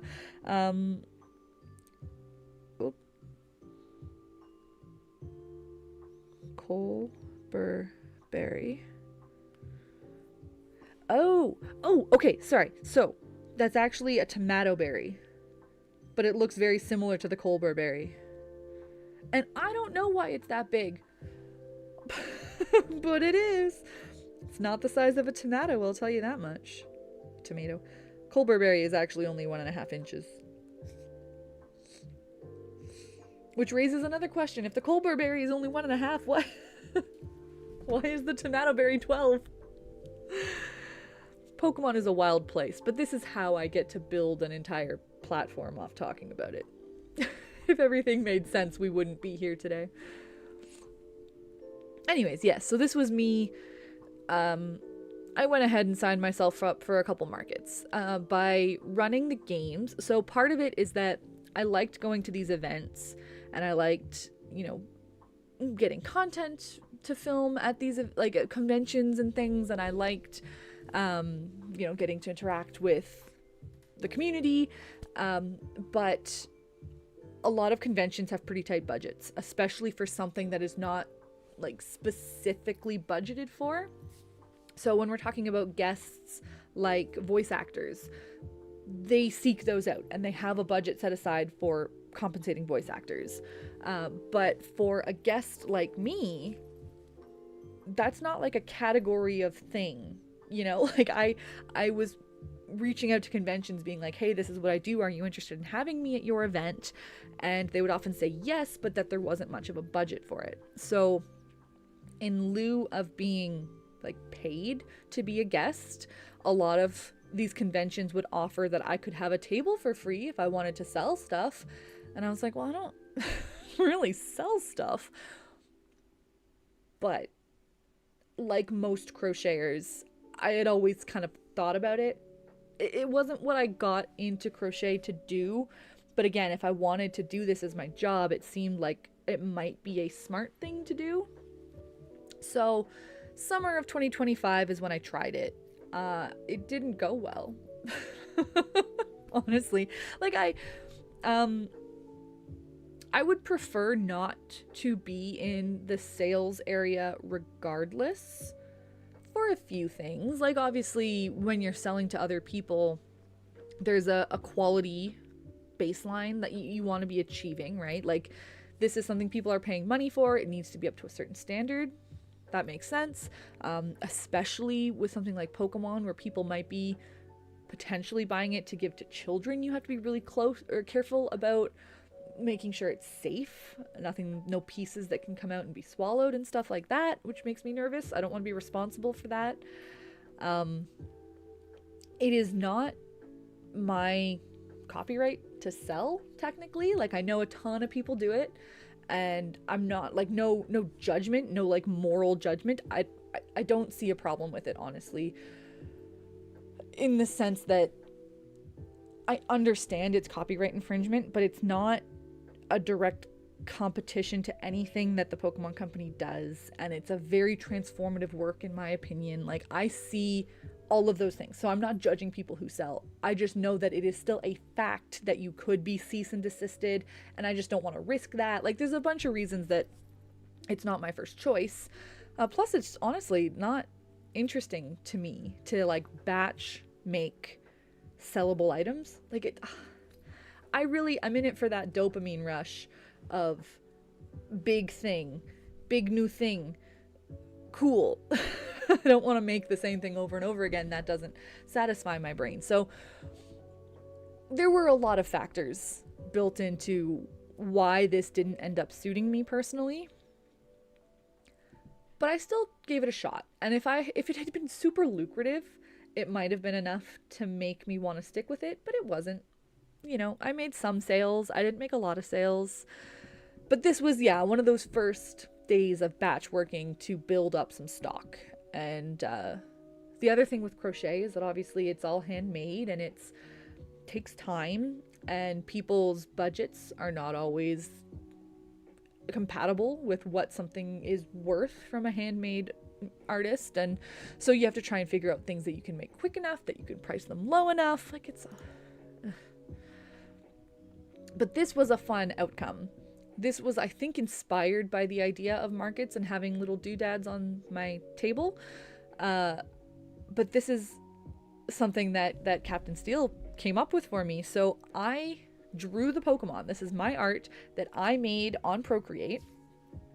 I sent him that 2D art file, and he had a program that he was able to drop it in to just like give it a little bit of depth and put in these hinges, and then 3D printed. It's all 3D printed in one piece, and you get wiggle buddies. They're so cool. They're so fun. Like, people did not care about them at markets. They got so little attention, but I love them. And maybe it's because of my art style. Like, again, it is not my strong suit to draw. I do it for fun mostly, and I find it cute and charming. But I no hard feelings to anybody who sees it as just like bad. Just lazy drawing, right? That's totally valid. It's not for everybody. But I liked them. And so I have one on my desk that I fidget with and play with sometimes because it's cute and fun. So that was really neat. That was a highlight of my summer. Strong thing to come out with it. More filler content, honestly. This was two things from a very similar pattern, very similar size, and I'm like, I don't know. Cross the zone. Put them side by side. Take a picture. I don't remember what inspired this specifically. Oh, it was Knit in Public Day. That's what it was. June 15th is like International Knit in Public Day. And for those who don't know, because I never talk about it, I do knit, but I barely knit. So obviously I crochet a lot. This is everything I've made crocheting the past 3 years. And approximately 3 years ago is when I started this cardigan pattern knit. And I don't work on it. I worked on it a little bit over these holidays because I wanted something to keep my hands busy that I didn't have to think about, and it wasn't for work. So I brought this, and I did a couple rows, but that's, yeah. 3.5 years ago I started this, and someday maybe I'll have a cardigan. Thank you, Zrampa. I appreciate you saying that. Because I agree. Like, I think it is not high technique drawing, but I do it for fun and I like how it looks. And I think there are plenty of people who have styles that are just stylized, kind of like low detail, and so I'm glad other people like it too. That's always nice to hear.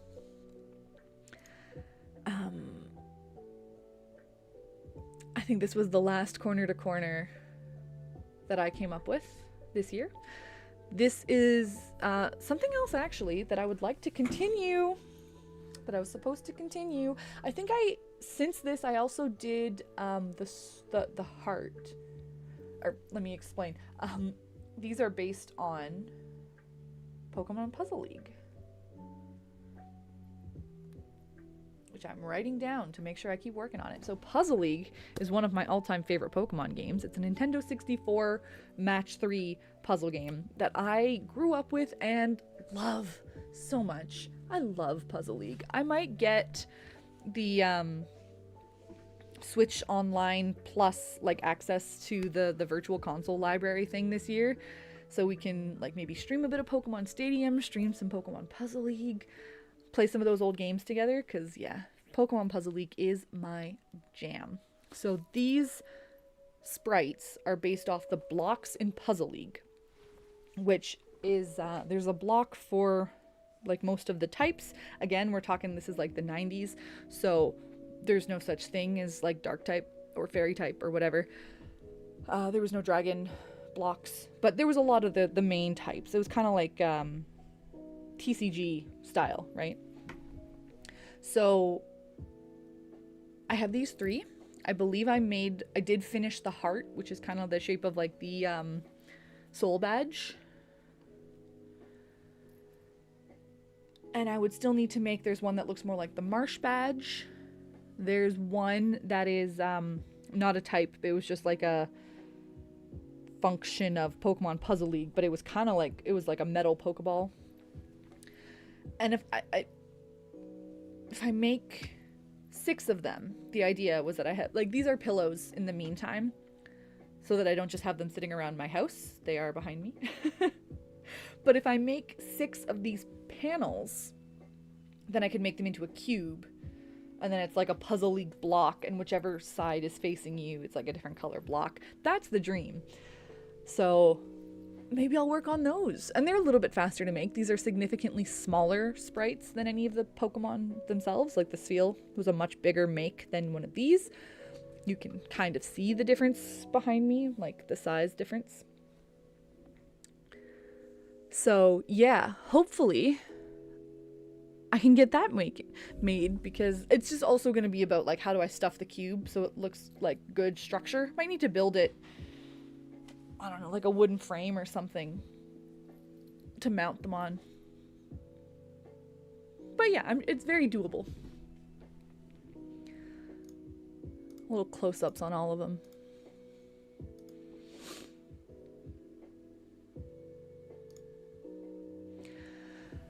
And this was a fun one, something that I thought the community might like.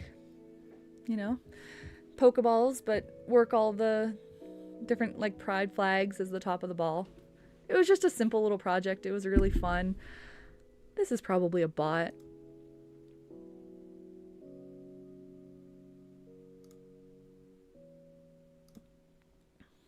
If you're not a bot, thank you, Esapaz, for the compliment. But this is not how, this is not the point of my chat.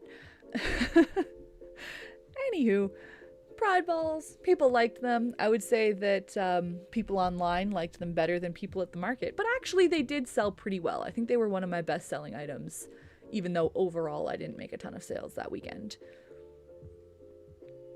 And I think actually what would be great is I would love to turn some of these into the ornaments that we were making this year. So like that style, but do the pride flag. It's a different pattern. I would have to repattern it, but I think it's still very easy, arguably easier to do 2-dimensional than 3-dimensional like those. And that would be a fun thing to have going on next year.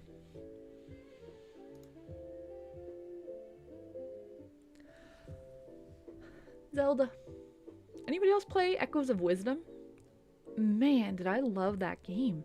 I've always enjoyed the Legend of Zelda games. The only ones I think I've played like all the way through were Ocarina of Time and Wind Waker. I've played most of Skyward Sword, but I've tried like 3 times and I keep not having the attention span to get to the end. But there's a bunch that have always looked fun. I like the idea. I enjoy playing them. And so when Echoes of Wisdom came out, that one was gifted to me. And I loved it. It was so good. Like I played it start to finish in like a week. So much fun. And this, I believe, so these Zols, there's 3 that you can get as echoes and 1 that you get as an automata. And I made them, I don't even remember, on a whim, because they're fun, because it seemed cute. And they were a prize for SGDQ, which is the summer version of the speedrunning marathon that I've talked about a couple times. So I donated them as a prize, which means that like when you're watching the stream and you donate to the charity, it enters you in like a lotto random there's got to be a word for this, but you have a random chance of winning a prize. So a lot of, like, tons of people just donate prizes into this charity. When you donate to the charity, you may randomly win that prize.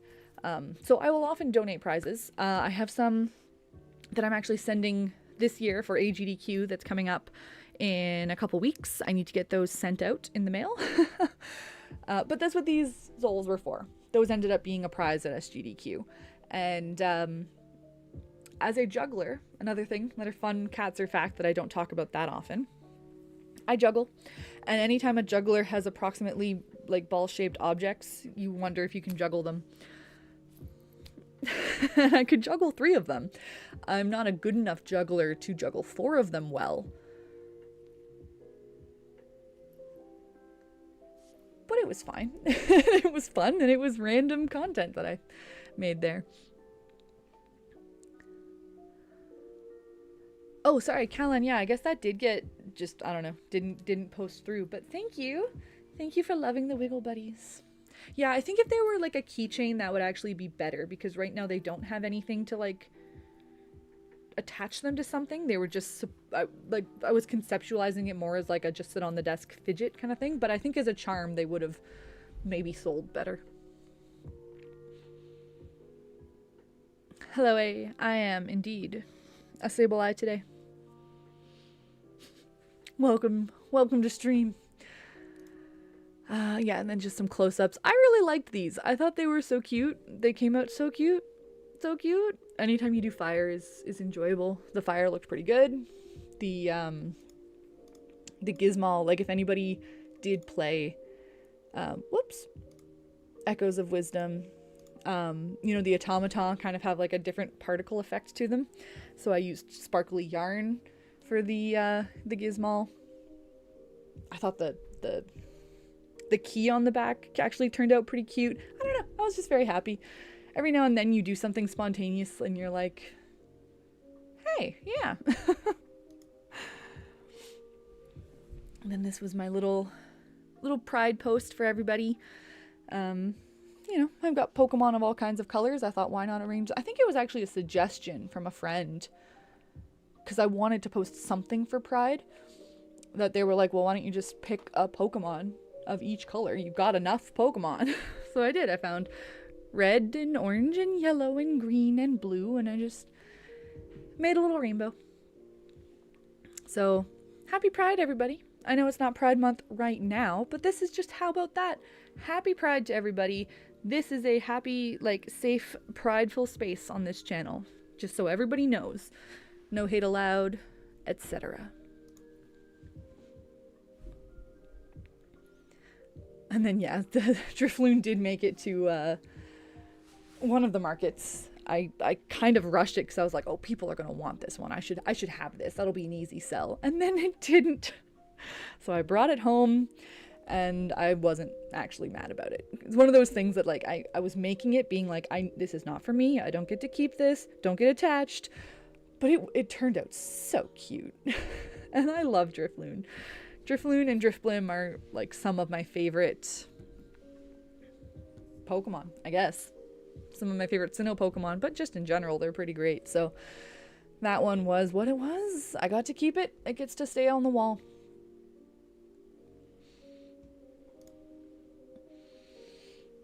Okay, here's what I'm going to do. It has been 2 hours. We have made it to July. Dude, we're only halfway through the year. Now, I will say that once we get like a couple more months in, it's just Wailmer. And honestly, there's not even that much to say about Wailmer. But in the meantime, I didn't mean to be here for 4 hours, but maybe we will be. Everybody take a quick stretch break. I'm going to get some water. I'm going to run to the bathroom.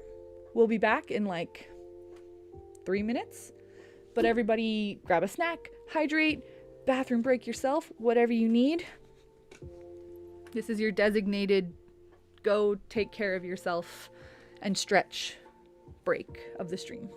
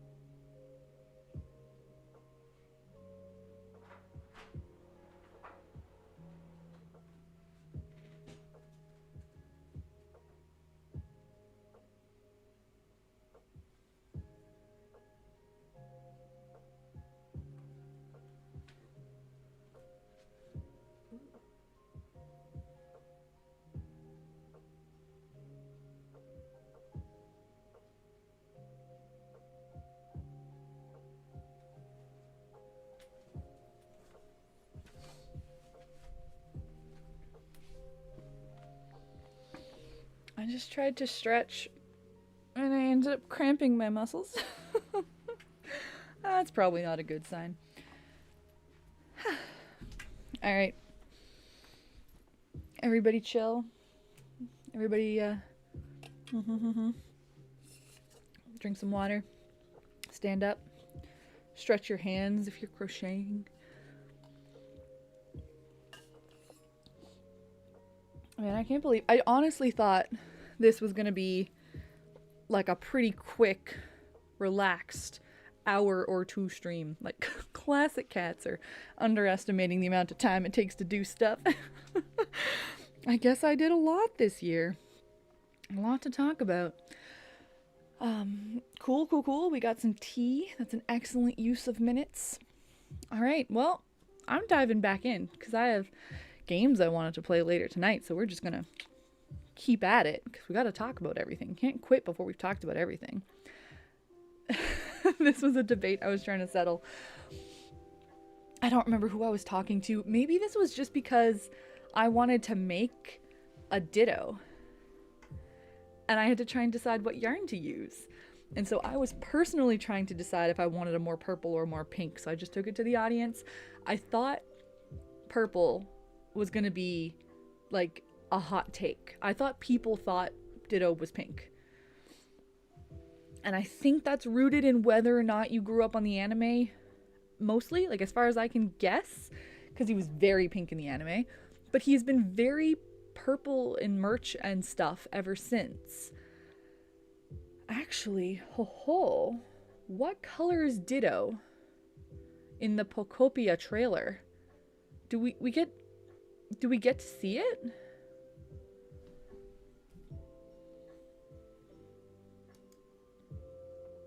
I'm gonna look this up.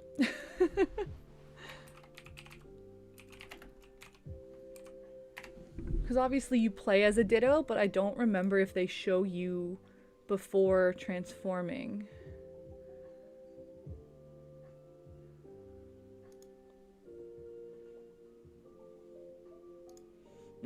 They do, but the lighting is wonky.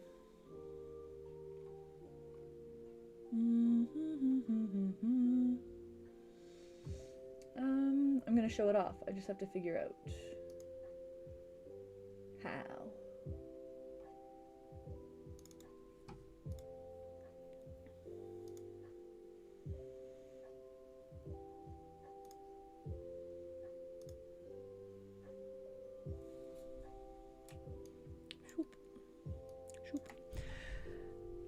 That's what Ditto looks like in Pocopia, our most recent kind of new development. And I would say it's tricky because of how dark this like cave space is, and there's definitely a bit of both, you know, like it's got a very pink kind of color down at the bottom there. There's like pink tones, but if I had to pick one or the other, this is definitely more the purple Ditto that we see going on. Like if we're looking at, yeah, right, it's an ombre Ditto. So I guess maybe the answer is both. It's both. I'm trying to figure out where to put this so we can see. Like if we're looking at the two options I gave in this post, I would have to say it's closer to the purple than it is to like a bubblegum pink. Now obviously it is like a very like, you know, I think it's a pinky toned purple, and it's certainly like a kind of a colors, man, it's hard to come up with color names, like a lilac fuchsia purple. It's not like a dark purple, it's not a sable eye purple, but yeah, that was an interesting one for me because I thought there was going to be way more votes for pink, but purple was like the just runaway leader of that poll. So anyways, I learned a little bit something about how the community perceives Ditto on this day of July 13th. But both is good. There you go. Whichever one I pick, I don't think people would be mad, right? Like whatever yarn I have in the house is acceptable, I suppose. Dreepy. Dreepy got made this year. That was for possibly, maybe, another game someday. That's a little bit on a back burner right now, but Captain Steel and I were working on a concept using Dreepy in another original mini game, like our Spiel Bowling idea. There was some troubleshooting to do, which is part of why it's on the back burner, but someday. This was just me marveling at how many of my creations end up with just one eye. I don't know why it keeps happening. I guess partially because I don't secure them strong enough. That one was a cat attack. That one was just not finishing a project. That one was because the other eye fell off. Okay, the Yamper. I saw you remarking about the Yamper, Callan. This is our moment to appreciate. So I made this Yamper way ago. It was one of my first ones. Look at it. It was one of the first ones I made when I started doing life-size Pokemon. It was maybe 5 months into that journey. So we're talking like spring of 2023, I guess. And I decided I wanted a Yamper. I don't know why I picked Yamper. I think I was trying to make sure I had representation from every single generation of Pokemon. I wanted something from every region to be in that display that you saw me setting up there. Well, the display that you saw Captain Steel setting up while I was finishing Yamper.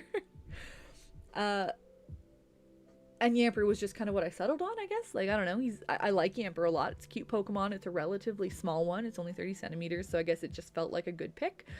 But it ended up being a little bit more ambitious than I could pull off in that time frame. I was new to patterning, and I didn't really appreciate how hard it was going to be to capture some of his shapes, but also I did run out of time. So Yamper's just been one of those like shameful little things sitting backwards on my wall since 2023. So I decided I was finally gonna fix it.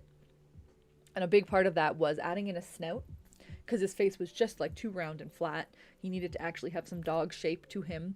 And fixing the eyes. The eyes were like bulgy and bobbly, and I'll be super real. Like when I look at a side-by-side of the original way my Yamper looked versus how it looks after I fixed it up, I'm very proud of my work. It looks so much better.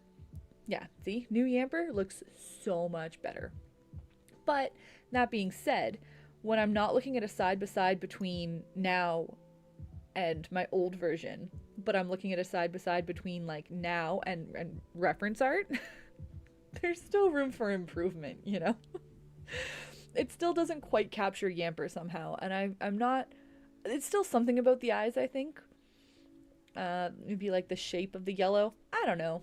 I think the solution is to not look at it side by side with reference art. And then, end of July this year, we got Pokemon Friends. Anyone else play Pokemon Friends? Admittedly, I didn't keep up with it as long as I thought I would, partially because I am eternally low on storage space in my phone, and I had to film something to post that day. And so I had to delete something, so I deleted Pokemon Friends to make space. But holy moly, a mobile game where you detangle yarn by doing puzzles to make Pokemon plushies. Like, I had multiple people text me after this Nintendo Direct to be like, did you see Pokemon Friends? I feel like it was made for you, Katzer. And I was like, I agree. I think it was too. So I was very excited about the release of this game. And I do have things. See, in Pokemon Friends, the Ditto was pretty purple as well. Yeah, I think there could be absolutely a revisit in 2027. That's a good time to come back to Yamper. Give it a year, and then, you know, every 2 years I improve. I think that's a good system. So yeah, I had stuff to say when Pokemon Friends came out. Like, first of all, that I loved the idea of it and I was excited about it. But then the more I dug into it, so like this was fun, like showing a comparison of the plush that you could have in game versus the ones that I had already made before. That was a cute little post. I was trying to pose them as best I could the way that they're posed in game. And yeah, there's a few here that I would revisit. Which spurred like some of the memes. People really enjoyed these memes. I had fun making them and it got so many views. Some of the work that, again, like so we talked about Fuecoco earlier. Ah, hello, Antho. Thank you for the compliments. Yes. Straight from the Pokemon Center, my new Sableye hoodie. We're repping one of my more favored Pokemon. But it was also a gift. Probably it was a gift because of how much I like Sableye. But yeah, we're comfy cozy on this Pokemon stream. So yeah, we had talked a bit earlier in the stream about Fuecoco and what happened there and what went wrong. But I'd also mentioned that although Sprigatito and Quaxley were not as tragic as Fuecoco, they still didn't turn out great because these are the Pokemon that I was working on that I wanted to be life weight accurate to the Pokedex, which meant that they didn't have enough structure to like support themselves. So you can kind of see Sprigatito's head like crushing down on the body a little bit. And so when I when I see that these first partner Pokemon are in Pokemon Friends and I want to show off like, well, they're in Friends and I have them, but I I don't show them off very often because they don't look great. So then yeah, I was like, I did show them off. I showed off everything that I had, no matter the state it was in, basically, because I just wanted to make a point of how many I had already made that were in the game. But then yeah, as I was putting this together, I was like, am I proud of all of these? Maybe not. I'll be in on the joke, right? Like, before anybody can come in and tell me they look bad, I'll just acknowledge, like, hey, I know some of them don't look their best. That's okay. And so I had fun with it by trying to make some memes. Because, yeah, this is the reference, the beautiful gold standard animated yarn Pokemon, and then mine looking kind of drowning over here, but Fuecoco's just down there. Piplup was another one. So I was kind of any meme template that I could think of that was that same idea of comparing theirs to mine. There's a few different templates that have that gist, you know. Hello, user. Welcome to stream. You've arrived for meme hour. Whereas I guess it was a flip side. So some of them I was like, mine is not as good as the art. And then there were a couple where I'm like, actually, seeing the side by side is making me happier with my own. Like, okay, fine. They're not the exact same picture, but they're pretty close. Same with this My Altaria. I was like, whew, girl, I nailed that. Again, not identical, but like I was pretty happy with how my Altaria looked in comparison. The head's just too big, as it turns out. Whoops. Oh well. Okay, so fixed Magikarp, fixed Yamper. This was Clodsire time. This one had been another one that, like, Clodsire was in Pokemon Friends, and that might have been part of what, like, inspired me to finally bite the bullet and fix it. Because I don't think I couldn't even I couldn't even show the Clodsire side by side with reference. Like, it was too rough. It needed a fix up. The new eyes made a big difference, I gotta say. Like, stuffing it extra made a huge difference, but changing the face was also important. Yeah. Because I'm generally speaking, I was very proud of this Clodsire. Still am. I mean, more than ever I am, now that it looks good again. But it deflated pretty quickly. I thought it was full enough. I brought it to an event the year that I made it, which was, I believe, 2023. And by the time I got it home, it was like kind of a pancake. So it was due for some love because there's so much work went into it, and so much of it was still promising. It just needed a day or two to really correct those finishing touches. There was a lot of stuff. Like, I filled it, I changed the face, I fixed the shape of the mouth, but I also added the fin along the back that had always been missing. I added some like the line details of the toes. I was immensely satisfied with the outcome. because it looked so rough that I hated the idea that I had poured all of that work into something that just ultimately wasn't that good because it was so early in my crochet career.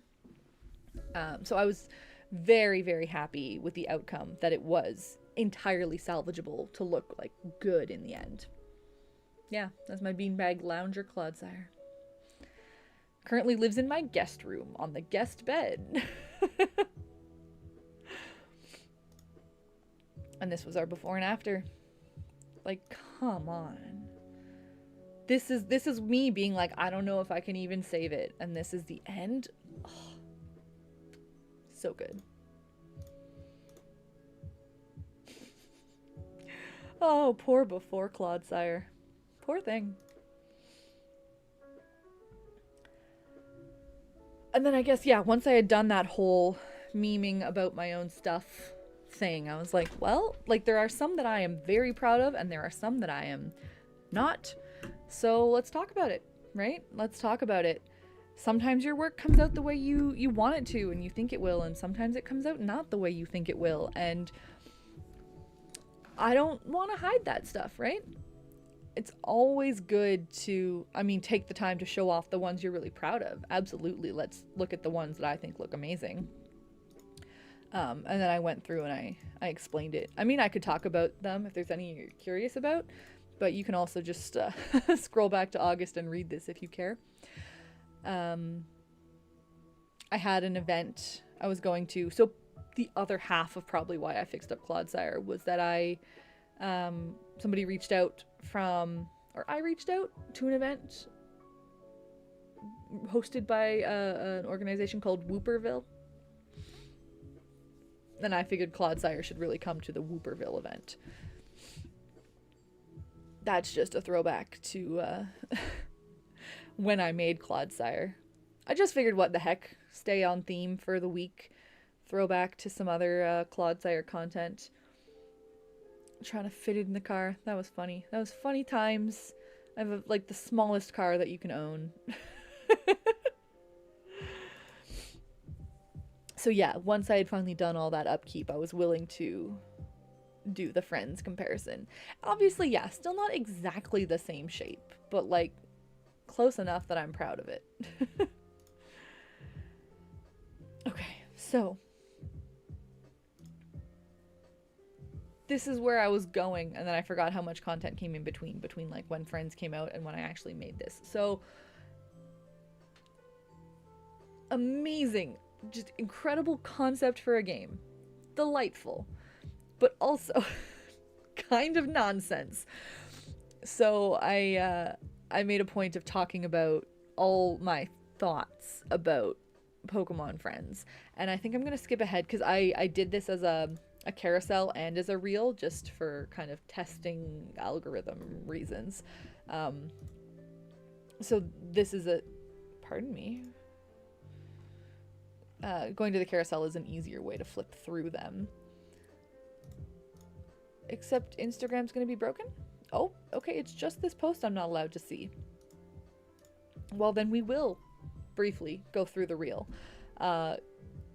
In case, yeah, not everybody maybe has even played Pokemon Friends, but the idea is you have a pile of yarn, totally tangled, which is already say less. I'm in. I love detangling yarn. And so every day, your dailies is just detangling more yarn.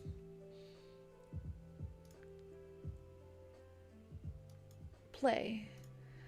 But this is the part that's craziest to me. Once you finish your puzzles, it tells you how many inches or centimeters of yarn you earned. And it's roughly based on your performance in the puzzles, but also I think just generally on level and stuff like that. But it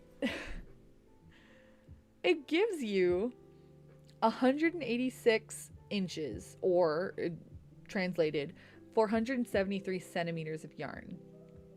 That's what you got in a day. And that's so little yarn. It's so little yarn. Like, one ball of the stuff that I use, most of my creations taking like a minimum of 2. It depends. Some of them I can manage in just barely one ball. Often it's at least 2. Occasionally it's 47. But this ball of yarn is 200 meters.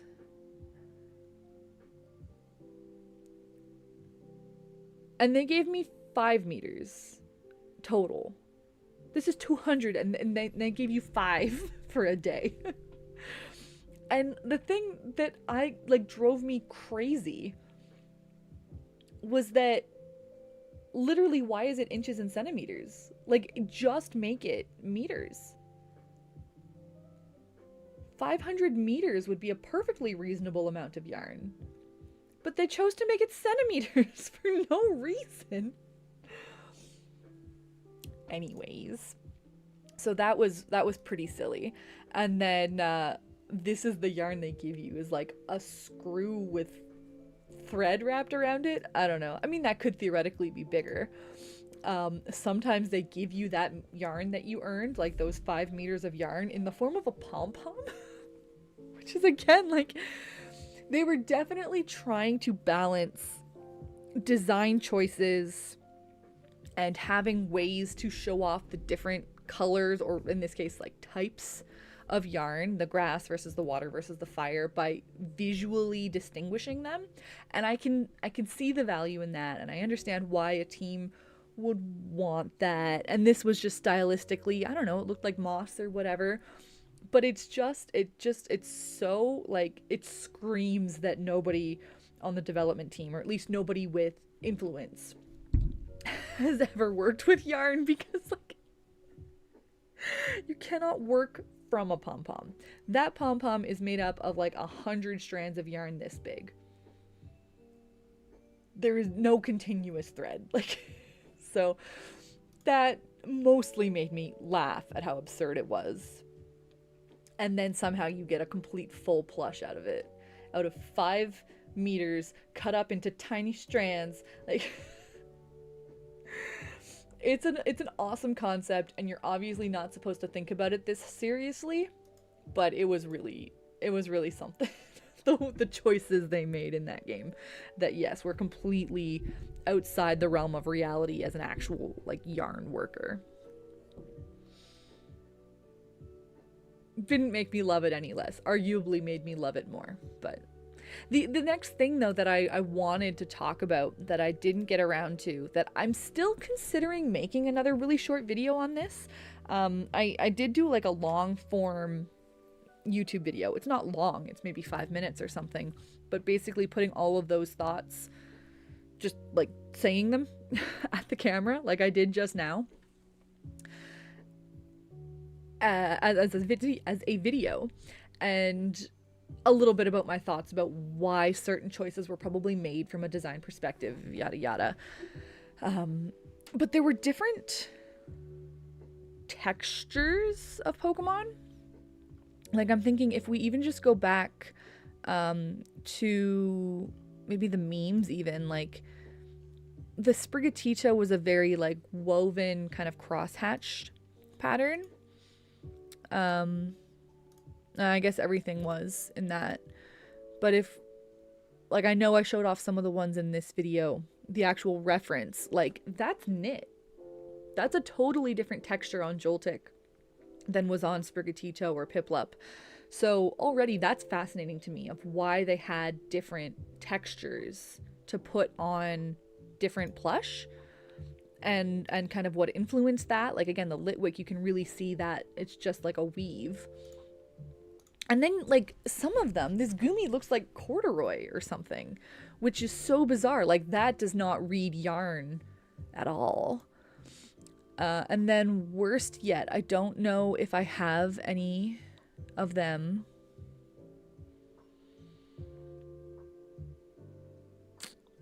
Probably not in this video. Oh, there we go. Umbreon. Smooth. Looks like it could be made from, like, leather or something. Like, absolutely no way that that's yarn. And there was a few that were like this as well, that almost looked like plastic, even like they looked like hard. Maybe it does still have seams, which is something. But anyways, the whole game just had a lot of really curious choices in it that I just kind of wanted to talk more about. And now they've released plush based on Pokemon Friends. I don't know if it's the Pokemon Center or if it was one of like the China exclusives or Korea exclusives or something, but somebody shared with me that they are making official merch based specifically on Pokemon Friends, and they match. So like the Pikachu they released has that cross woven texture to it, and the Wooloo they released has the knit texture to it. And so now I'm just waiting to see if they make one of like the corduroy or the leather Pokemon. Like, are they just not going to make those ones on the merch line, or will we get to see it? Like, I don't know. It's fascinating to me, and I might make another short video just going over more of those thoughts. Yeah, like they just ran them through a texture filter kind of, but like they had 4 different ones to pick from. And I don't know why they chose different ones for different Pokemon. Interestingly enough, not one of them is crocheted. No crochet patterns, just the knit or the weave or the question mark. Which I think makes some sense. Like I talked a bit about this in the video that I did put out. And part of the theory that maybe there would be a merch line and crochet was not conducive to profitable merch, right? Like we know that crochet is harder to do and recreate than knitting, because knitting can be done by a machine. So it's interesting to see that did happen. But yeah, Pokemon Friends, I should play it more. I should go back and I should play it more. I was kind of hoping, honestly, I really want it. I was tagging the Pokemon Company in all of these posts because I really wanted them to gift me the DLC. I think the game was not, it was so suited to me in so many ways, and it was enjoyable to play, and I loved the concept. It was a kind of like a gacha at its core. But a lot of it was locked behind paywall. Both, like, there was a free-to-play version of the game, there was a base pack you could buy, and then there were 2 expansion packs. And so all in, it's like $50 for this mobile game to get all of the content accessible to you, which is just more than this cute, silly little mobile game was worth, in my opinion. But if the Pokemon Company had gifted it to me, I would have played it a lot, and I would have collected every plushie. So I would still enjoy going back and collecting a few more. I love puzzle games. Like, that's the other thing. In addition to the themes of yarn and plushies and everything, I'm a sucker for mobile puzzle games anyways. So I would play more. You don't get to do much each day without buying the base game for $20 or whatever. So yeah, I don't know. Really hoping that Pokemon notices me one of these days. I would be a great partner, I promise. Everybody spam them. Say you want Katzer to do a partnership thing. But yeah, so that was all my friends' thoughts. I think that was the end of my friends' thoughts. I was able to take a couple little trips. Okay, see? There you go. See, Pokemon? Tag Pokemon. I just got you a new player. It's cute, Callan. Like, just even doing it for a couple days, I think it'll make you smile. It's fun enough. Yeah, so towards the end of the summer, I was able to take a couple little getaways to like some family and friend cottages, and I made a special surfing Pikachu to take with me and just get a few nice shots.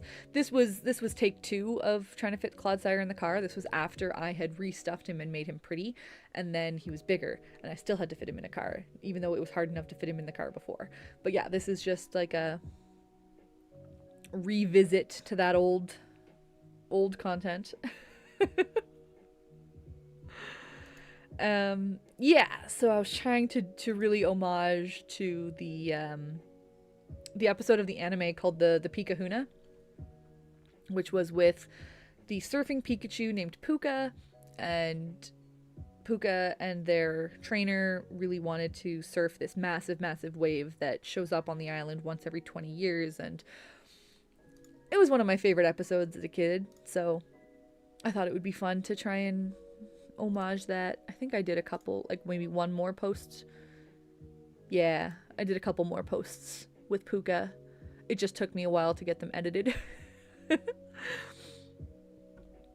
Put her on the front of a paddleboard, brought her out on the canal. Tried not to get her scuzzy because that water was disgusting. But yeah, this was a fun little photo shoot. I was staying with a friend at the time and really wanted to get these shots. And so I was asking her if she would be interested, like, you know, we're visiting and the point is to hang out, but like, I do want to do a little bit of work. Would you come and be my camera person? And she did, and she did a great job, but she was like, I don't think I have what it takes to be an influencer. I could never be a content creator. Like, that was so much to think through, and it was just one of those moments that was really kind of validating. I think when you do this type of work, a lot of people assume you don't really work.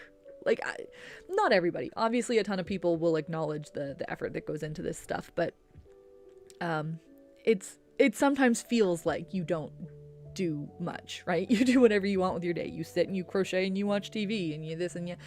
But having someone who never makes content talk about how they don't think that like she could do what I do because it's too challenging and whatever, I was like, it's just nice to hear sometimes. It reminds you yourself how much effort you put in, and that you should, you know, take more pride in that and not feel bad like you don't work every day.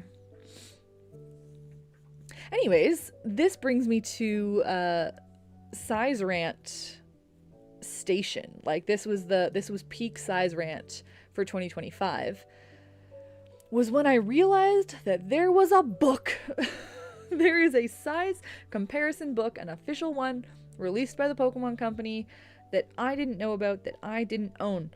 I can't believe I didn't own it for this long. Which, it is not, it doesn't solve all my problems, but it, as I've kind of said a bunch of times, like, it's all about as many references as I can get. And so part of what's interesting, in my opinion, to talk about is not like, there is no definitive answer for what size every Pokemon is, but there's a lot of information that supports different answers, none of which, in my opinion, are canon. They're all equally valid in their own canons or something. I don't know. So, like, if there's a certain Pokemon that you want to believe is a certain size based off of something, it's kind of like the Ditto, right? Like, if you truly believe in your heart that Ditto is pink, that's valid. You have reasons to think that. But the same goes for purple, and neither is necessarily more true than the other. We just have to look at all of the resources and all of the references and decide for ourselves what we're going to go with. And so some Pokemon sizes are exactly the same. You could make very strong cases for different ways of measuring them. And this book was just like another tool to add to the kit of like, okay, I want to know how big. I'm trying to think of what a recent one was. Like, I don't know. I talk about Skeledirge, or no, sorry, not Skeledirge. Delmise at one point. Or, okay, I'm talking about the Evolutions at one point. Like, looking at them in game in Scarlet and Violet, and then looking at them in Legends Arceus, and then looking at them in Legends ZA, and then looking at them in the book, and seeing all of the different interpretations are all pieces of information I can use to assemble my personal headcanons and overarching theories and things. So I got this book, is the bottom line. I got the book, and I'm delighted to own this book. And I had a lot of thoughts. The Evolutions come first, and I feel like, I don't know, look at it. Look at them. Surely I'm not the only one who can be upset by this image and the way they're scaled. Like, what? And part of the problem is that I think they are scaled wrong. I think there may have been some kind of error in Gen 1 evolution sizing. I a typo or an oversight or something. I don't know what I want to call it yet, but I do feel like it's wrong. Based on how they appear, how they're modeled in most of the 3D games. Then you get art like this, and it's like, I don't even, like, technically this is an official source, but they look willy-nilly. Like, there's no way that these two Pokemon are part of the same set, right? Like, that Jolteon is just so scaled down. Its head is so much smaller than Flareon's. Like, it just doesn't make sense. So I reject this personally. This did not. I was excited to flip straight to the evolutions because I thought it might give me answers, and instead it gave me a headache. But alas, it all builds the story. The story I'm working. And then the same thing, like, look at this Magneton. That's nonsense. It has never been illustrated like that anywhere else in, like, the history of Pokemon. That is not how Magneton ever looks. So this book is silly, but interesting. Chikorita is another one that I talk about semi-often.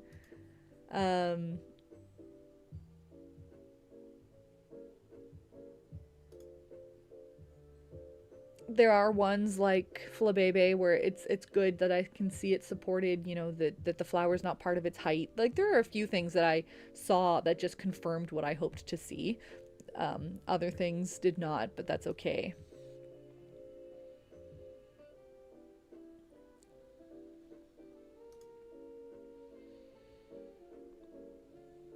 Yeah. Anyways, so that book has come up a few times. This is where I talk about Delmise. I'd skip ahead if I could. You know what? You can just go back and watch that if you're interested in size theories. This was me pointing through, like, how silly it is that some of them, like, that's not a helpful angle for gauging size. Some of them square up, they face the camera, it's really easy to line them up with a line, and it's good. Some of them are, like, not standing up straight. Some of them are upside down. Some of them are, you know, like, how am I supposed to measure your size when you're twisting around? Like, it was interesting choices to print Pokemon in certain poses that they did. That's all I'm getting at in this post. This is an old one. This is my old conspiracy theory that the Ekans Hoopearl features Dugtrio and not Diglett. Again, if you want to hear more, I can get into that whole theory, but I have talked about it a couple different times before, so some people might have heard it, and I explained it all in this video if you want to go back and watch. This was in August. You wouldn't have to scroll that far. And then this is some of my follow-up Puka posts. This was another throwback. This was just when I was at YetiCon. There was a pool at the hotel. And as though we talked about a bit before, my Ekans have pool noodles in them. That's where their shape comes from. So I was like, I have the Ekans here. I have the pool here. Like, I gotta try it out. And it was so comfy. It was an excellent pool floaty. Like, I was comfortable. But a lot of people got really mad the first time I posted this, right? They're like, oh, you're ruining it or whatever. And it's like, well, the whole thing is machine washable and dryable. And there's a noodle inside. Like, I see no problem with it. Some people clearly in the comments were very excited about it, but it got a little bit of hate as well. As far as I can tell, the chlorine did nothing to the yarn. Like, if you did use it, like, for a summer, right? Like, if you had a pool and this was your pool floaty, I'm sure you would see bleaching over the course of a season if you were doing this all the time. But it did not do anything noticeable to mine. I have 8 or 10 or whatever Ekans. Like, I brought it home, I threw it in the wash, I put it back on this pool noodle. I could not tell you today which one that one was. It left no lasting impact. Yeah. Would recommend. Like, 10 out of 10 worth the content. But I will say it took a very long time to dry. That was the only bummer, is if you are not readily like accessible to like a dryer or a washer and dryer of like you get it out of the pool, you put it in the wash, you put it in the dry. It did take a couple days to fully dry out. That was the only thing I got a little bit concerned about, but in the end it was also fine. This was my next round of memeing, and I just went for nailed it, kept it simple, but comparing more friends to the ones that I was less proud of. That's Quaxley. That's one of the first times I think we've really seen Quaxley up close. Poor weighted duck. Right, so this was part 2. This was the watching it dry slowly. It's clunk. Yeah, it was dripping for a while. More and more shots. This was me trying to cheat so it looked like I wasn't paddling with Puka on my board, but Puka was just like out surfing on her own. Obviously there's no waves, so she's still just on a paddleboard, but cheating all the shots so that I wasn't in any of them. And yeah, this was, so it was a while between when I posted my most favorite and my least favorite, but I was saying like you want to celebrate the ones you're proud of, but I don't want to hide the ones I'm not proud of. I want to put them out in the open. I want to talk about them. I want to show them off so that people who like if anybody happens to follow Kamui Cosplay, very, very famous cosplayer, right? She pretty regularly shares photos of her very first cosplays from like 10 or 15 whatever years ago, because it's always good to remind people of that perspective, right? Like, even the better you get at your stuff, you never ever want to discourage a beginner, right? It's that reminder that everybody started somewhere, and you shouldn't compare yourself to me if you're just starting, because I've been doing this for so long. So she shares those pictures pretty often to be like, remember, this is where I started. I wasn't always this good.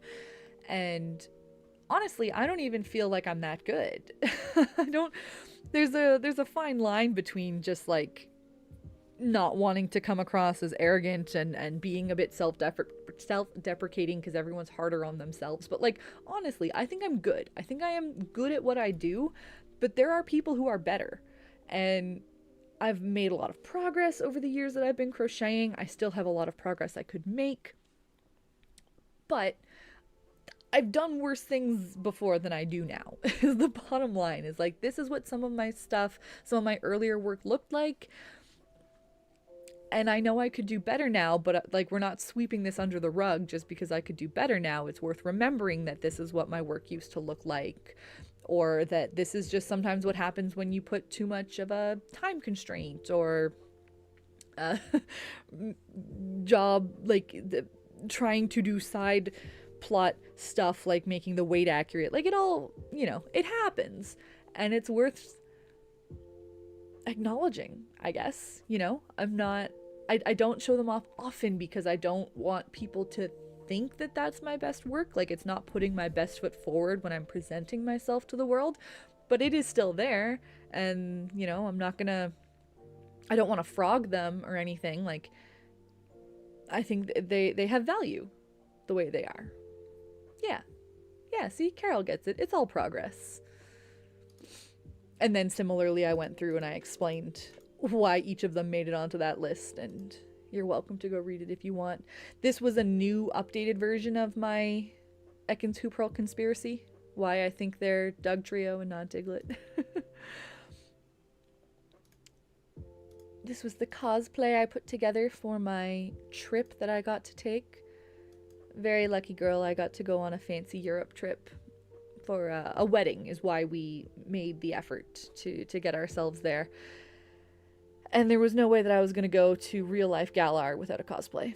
So I threw this together from mostly like thrifted pieces and stuff before leaving on vacation. After filming all of those most and least favorites, like I had taken most of the Pokemon off the wall to even get that footage, so then I had to put it back on the wall. So I did a new time lapse. I think my most viewed maybe ever post on Instagram was the time lapse I made of putting my wall up about a year ago. It was the end of the year last year that I did this exact style of post, and it got millions of views. So I was like, well, I can do that again. That's easy to replicate content. So this is, yeah, the wall as of September 2025. Got the ladder out, filled that gap at the top. Good stuff. That's fun. I'll probably do another one of those soonish. Can do those as often as I need to, but then, like, whenever I need to take things down and then put them back up anyways is usually when I film another one of these. And then we made it to Galar. Now this was another very, very tight timeline. Funny how I have so many of those. But it was like the day before my flight, and I was like, I do not want to be working on this on the plane. Like, I don't even want to bring my yarn and my tools on the trip at all because storage, like luggage space is tight. But I wasn't done. So I brought a mostly finished Wooloo to Scotland, and if you look really close, he's bald on one side. So that's the fun fact that you get for showing up to stream, is the confirmation that he was in fact half bald, and that I hoped no one would notice. That I just found ways to position him. Like, it was worth it. I had put in so much work, and I didn't want to go without Wooloo. This was such an incredible opportunity to be in like this landscape that looked like Galar. But yeah, I just did not have time. I just didn't have time to totally finish. And I think you could really see it. Yeah, you can see it in a couple of those photos.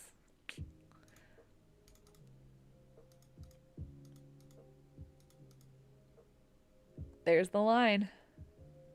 So I had made like I crocheted a sphere in this cream color to go around the ball, because like several of my works now, this was an inflatable, because that was the only way I could like pack it and actually get it on a plane and everything. So it was a beach ball, and the ball went around it, and then I started individually making these like little semicircles and sewing them on top of that original sphere I made. And that's how I was getting the like sheep texture. And I was about half done, and I ran out of yarn, and I basically ran out of time. Like, I could have pulled an all-nighter if I'd had enough yarn, but it was the middle of the night, so I couldn't buy more yarn, and the next day I was leaving. So I just, you know, called it there, and cut my losses and went to sleep. And brought a half-finished Wooloo and made it look like it was kind of half sheared, and did my best to, yeah, cut away so like you can barely see it. You know, if you're looking up close, you can see it as I'm pointing it out to you, but hopefully in passing people didn't really notice. That was the idea. I had a lot of fun this day. So this is at Arthur's Seat in Edinburgh, and I had so much fun with it, really getting into this like Pokemon, like playing around with the concept and everything, being like I was a trainer catching a Wooloo. There was tall grass. Look at that. If that's not tall grass, I don't know what is. And yeah, like crouching, trying to catch the Pokemon in the wild zone. This was just to show off some of the gorgeous landscape of Arthur's Seat. It honestly, like, I thought it looked a lot like Galar, which is really cool. This, I don't even remember what this was based on, or if it just seemed fun. But Wooloo do roll down hills, is a thing I know. So we rolled some Wooloo while we were there. Did a side-by-side. I tried to really capture, like, I had my Switch, and I was trying to get some good screenshots of Wooloo and trying to replicate it as close as possible. So I was really proud of how that side-by-side turned out. And with that, that's the end of Galar. That's the start of Wailmer. This might be the second most ever viewed thing on my Instagram channel now. Right behind the time lapse from a year ago. millions of people saw this also. And I think it was the tease, right? Like the idea that if you followed me, you would see me start to work on Whalmer. Got a lot of people following me. So this is the start of honestly probably what brought a lot of you in as well, right? Like it happened on Instagram and on YouTube. A lot of people started following me based off of this prompt. And so now I stretched this out a lot, you know. I really wanted to build up that hype. I was teasing it and eventually started working on it.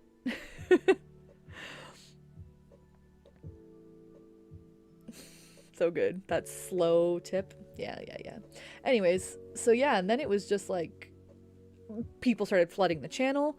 So a lot of them started asking questions about like, wow, I'm new here. Have you ever made blank? Oh, I'd love to see a Togepi. Is there a Mimikyu somewhere? And so I was like, well, I can just show off some of the ones people ask for the most. I was getting a bunch of questions about all of these Pokemon, so I just made a little post about it.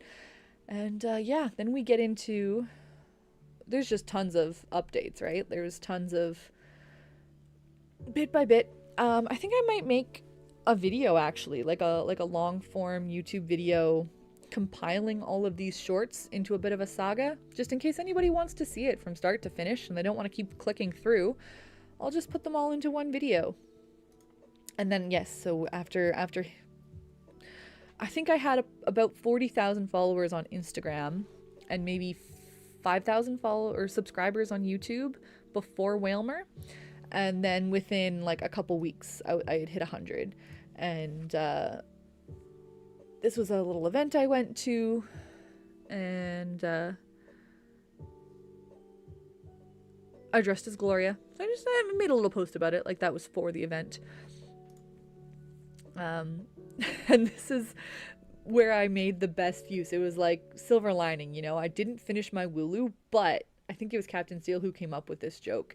Do a little gag as though like I've sheared my Wooloo to make yarn. And I thought that was so funny and clever and really enjoyed making.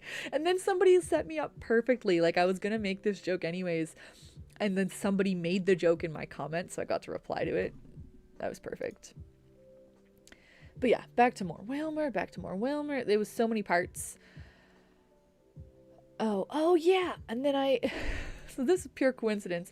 My sister needed a new couch. So it was like a big, like 2-part sectional situation, but it was very broken. She had inherited it like second or third hand. And she was finally ready to get a new couch. And she approached me and she was like, if I am getting rid of my couch, could you use it, do you think? I'm just trying. I know there was a video about it somewhere, and that's what I was looking to find. Where's the couch video? Oh, okay. I had just skipped over it. That's why.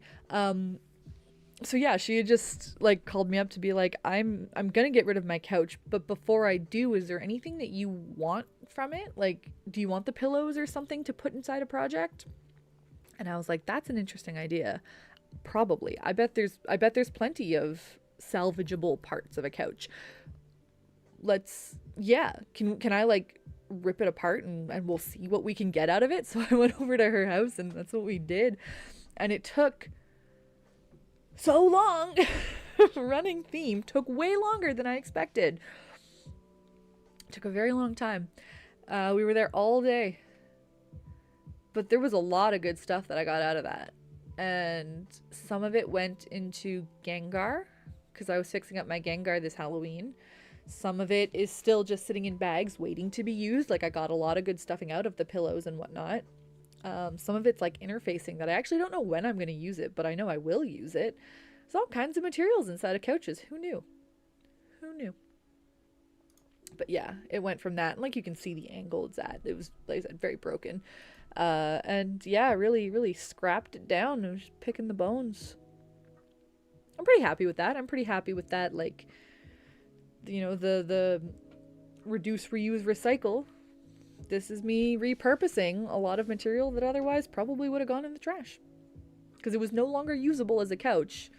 Might as well use it for something else. And then back to Whalmer. Back to Whalmer. More Whalmer. If you haven't seen this saga, you probably should. I assume a lot of the people here today came for Whalmer, so you've probably at least seen how it turned out, but there are plenty of parts there to watch, and as I said, it might just be a video one of these days if you want to see it all at once. And then Pokemon Legends ZA came out midway through my Whalmer build. And as much as I really wanted to make something to tribute the release of Legends ZA, I did not have time. Dude, I barely got that Whalmer done. Again, there was another event that I had, was supposed to take it to. I kind of was approached about doing an event, and I was like, I'm working on this, and I think it would be quite a showstopper if you want it to be debuted at your event. And so that's what we agreed on, and but that meant that I now had a very hard deadline for when it needed to be done. So Whalmer was a tight fit. That was some pretty late nights getting that done, but I want to do something to acknowledge ZA coming out. So I just went with, let's go through the wall and see what's from Kalos. Show it off, right? Just to acknowledge. Kalos was a good region. I liked a lot of the Pokemon from there. And then this, I just managed to fit into my schedule. I had another wedding to go to, so I knew I was going to be in an airport waiting on layovers anyways, and I didn't want to bring big balls of yarn, so I just settled on this little project, making a Rotom. You can see on the side there, at Badlands Dweller, another incredible artist, did a little, he was calling it hashtag Year of Rotom collaboration thing. It was a call for other artists to submit any art of Rotom, 3D, 2D, whatever your medium, just send a post, tag him, and he was giving away free commission to the winner. But mostly I just wanted to contribute, right? Be part of the Rotom collection that he accrued. So yeah, this is my literally my phone in there. That's my actual phone. And it fits inside this Rotom. Little Rotom phone. Just like you have in the most recent games. So I crocheted as a phone case, and it was an excellent thing to keep me busy in the airport, because it only took one little ball of orange yarn. Ended up breaking my hook just before I could finish. And then back to Whalmer and more yarn for Whalmer, and finally there was a bit of a skip. So going from what even was my last update, I was just starting to shape it. And I was so tight for time to get the project finished that I simply, truly did not have time to edit parts and post them. I needed every minute to be crocheting. So I go from this and I skip ahead to it's done. Because I figured there was going to be promo at the event about Whalmer, and I figured a lot of people at the event would take pictures with Whalmer. They might tag me. People were going to see it once it was done anyways. So I just wanted to have some of the first footage put out there. And then by the time I finished, I was already up to 200,000 followers on Instagram. It's a lot of people. I still can't quite believe it. And then by that point it was Halloween, and I wanted to post about Gengar, and I wanted to make a quick little Halloween costume, so I did this cute Latias thing. And then I went back to finish the saga, because a lot of people did comment being wait a minute, I think we missed some stuff. And I was like, yes, you did miss some stuff. Let me return that stuff to you now that I have time to breathe and edit. I just wanted it to all be documented, even though it was out of order. So there was another broken post, but yeah, there was more to be said about Whalmer, so I went back and I made those posts. And yeah, by that point I had done my poll. So the poll to that selected Psyduck I did mostly live at the event where Whalmer debuted. That was VGLX 2025. I just had it out on my table for people to come and vote because I thought that was a fun, engaging thing to let people do. And started worrying about Psyduck's height, and I decided, well, whatever ends up being more convenient. Like, I'm freehanding, right? I'm making my own pattern, and a lot of times Pokemon end up being not quite the size I plan them to be. I do my best, but they end up a little tall, a little short. It happens. So I figured if my Psyduck ends up being short, then the hairs count. And if my Psyduck ends up being tall, then the hairs don't. Whatever works for my story. And as it turned out, my Psyduck is actually closer to 70 centimeters than 80, even counting the hairs. Still within the range of life size. Not even necessarily extra small. But yeah, I'm counting the hairs. That's what we decided as of seeing how it turned out.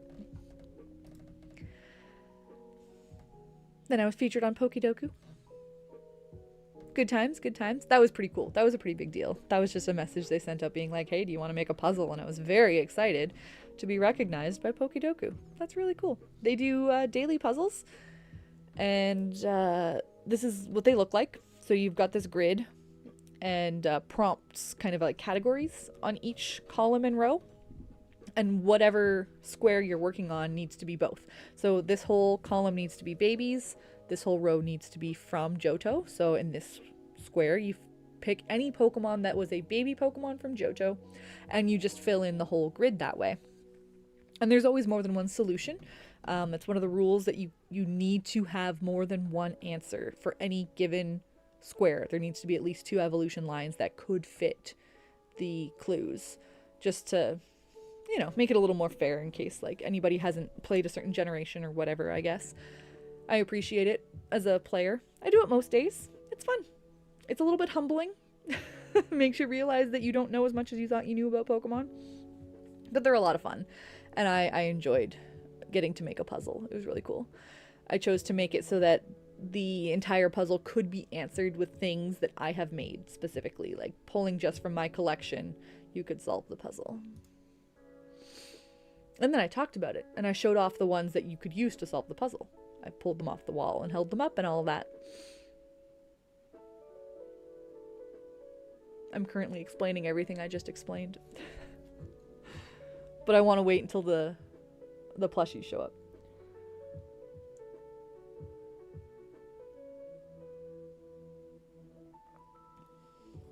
Take a minute, show off my answers.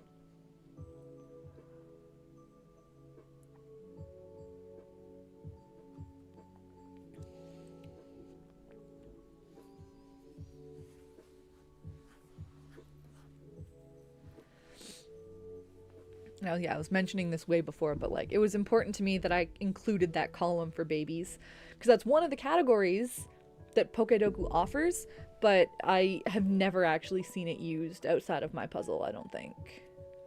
Maybe one other time. It's not a common prompt. Oh, and then this was my collaboration with Inkden. So cool. So this was Ink Night. And this is one of those things that I'm going to go ahead and talk about it again. I don't know how much people care. I don't care if you don't care, because it was cool. And it's only really relevant if you are local to like this kind of southwestern Ontario, or you might ever visit, because this is a business that is in Waterloo, Ontario. But if you happen to be from that area, you should go to one of their ink nights. It's like a paint night where you just go and you get to use like a real tattoo needle machine. And it's like a silicone mat that's sort of like a stand-in for a fake skin. And you get to learn how to tattoo, and it's so cool. And it's unlike anything else I've ever seen offered anywhere. Like, I had such a blast. And they specifically did Pokemon designs for this night that I was coming, which made it even more fun.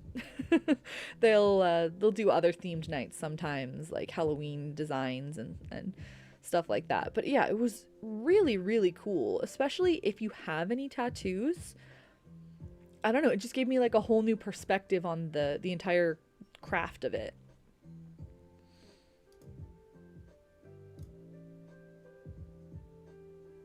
Whalmer.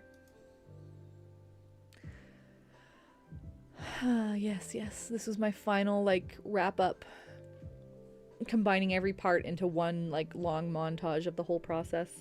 Once it was all completely said and done, it was a lot of work to put into 60 seconds. That's like a lot of my life to cover in a very short window of post. And this is, you know, why I did it part wise. I could have just done all of this work in silence and then made a really big reveal post, but I think updates is the way to go when you're working on a project this big. And then, you know, milking it a bit. This is I've got him tagged here. Trunks 3959 is a mascot worker. Like he's got a bunch of different suits and he does a bunch of local events. He does weddings, he does parties, he does conventions, and he was around all weekend long, and every other hour I think he was switching into a different mascot suit, and it was a lot of fun. People really enjoyed interacting with him like in the aisles of the convention, and he made a point of stopping by and saying hi to Wilmer every time he was in a new suit. It was fun. It was a lot of fun. And then it's December, which is recently, so there's barely anything to reminisce about. But we've got a few posts, you know, we'll post a few times a week, so there's still a little bit of stuff just to look through, just to close out the year.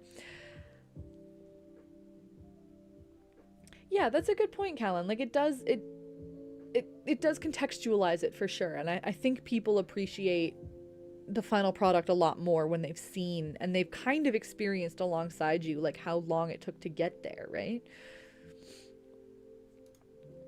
So yeah, I'm a big fan of Christmas, so I go all out every holiday season. This is just showing off all the ornaments I made last year, a repost of the video that you know, it performed pretty well, and it's pretty neat. People always like seeing these ornaments, so. And it saved me a little bit of energy. I was trying to map out all of December and what content I could put out to make sure that I was maintaining my schedule, even though it's one of the busiest months socially. And a lot of people are scrolling during the holidays, like they have time off. They're on the internet, so you can sometimes get really good engagement from people this time of year. But it's also the hardest time of year to make new content because I'm so busy with my family and my friends. So I was mapping out my whole month, trying to make sure I had enough to keep posting things, and filling it out, just padding here and there with reposts from past years is very helpful.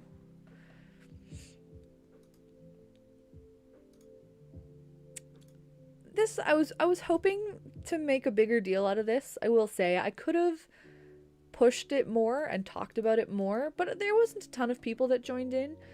I will still do a little bit of like a highlight of the people who did tag to join the holiday hijinks. I really want to get the community going, you know. I want community involvement, and I might not have posted this to YouTube. YouTube is such an interesting spot because I like having my content here and I like the audience that I have here, but it's really not sure where it falls. Like I feel like YouTube doesn't know whether it's a social platform or not, and they kind of want to be, but they're not quite set up to be. And I also think that the average YouTube watcher doesn't necessarily post to their own, like they don't have a YouTube channel to speak of, whereas on Instagram a lot of the people that I follow and I engage with are also putting out content. So like it's a different atmosphere. So I don't know if I even actually shared this to YouTube at all because I couldn't decide if it fit here. But I wanted to get more of my audience involved and sharing their own winter projects, and I wanted to, you know, compile it and put a bit of community love out there. And I still want to do that. I want to uplift more of my community and share their projects and stuff in the coming year, and I'll just have to figure out how. Yeah, like, because this didn't take off the way I hoped it might, but that is probably because I'm approaching it wrong, because I'm new to this style of community engagement. I'll figure it out. the gingerbread was a lot of fun. This was a very fun night. Inspired by the likes of Cupcake Dex and Miscellaneous Mao. They always get me intrigued every now and again to try my own hand at baking. I really like baking casually as a hobby. You know, I enjoy baking, and I really like the idea of decorating. I've always enjoyed those like baking challenge shows and stuff. So obviously I don't do it often. I'm not polished at it, but I had a lot of fun, and I think it went reasonably well. Some of them turned out pretty good. The cookie cutters are something that Captain Steel prints for me. I believe the Whooper was actually also my art that we used as a base to turn into a cookie cutter. There was like a website that turns like your files into cookiecutters.com or something. I don't know. Don't type that in. But there's some program out there that I put in my art and it made the shape, and then Captain Steel 3D printed it. Which is always fun, get that custom stuff. The Starmie at the very end here, it'll come up again by the time I'm done talking, but I was using Rice Krispies and I was cutting out a bunch of shapes, and that Starmie it was just an offcut. It was like what was left after we cut candy canes and whatever. Let's see if I can pause on it. Oh my gosh, there's so many cookies. Okay, so let's see. This was almost certainly a candy cane. That was probably just a circle. I think that might have been like the edge of a reindeer or something. So this was just a piece of Rice Krispie that I was using like cookies because I was going to make cookies for a party, and then I found out someone with an allergy was attending, so I had to pivot. And it was just left over, and we were going to eat it as like a scrap leftover baked good or whatever. And then somebody, probably Captain Steel, was like, kind of looks like Mega Starmie. So then instead of eating it, I iced it, and it became Mega Starmie. Ta-da! Okay, and then this is the second half of the Ink Den thing. I went back and I got a Litwick tattoo.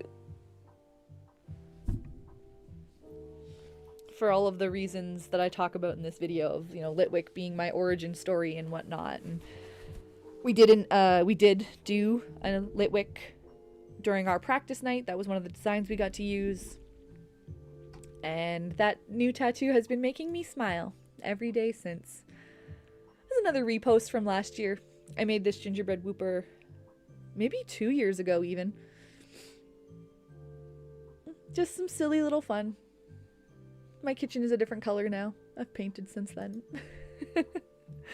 And yeah, the cookies, this was another layer of make it real, right? It doesn't have to be life-size Pokemon. Sometimes I'm making plush that are plush in a game. Sometimes I'm making cookies that are cookies in a plush.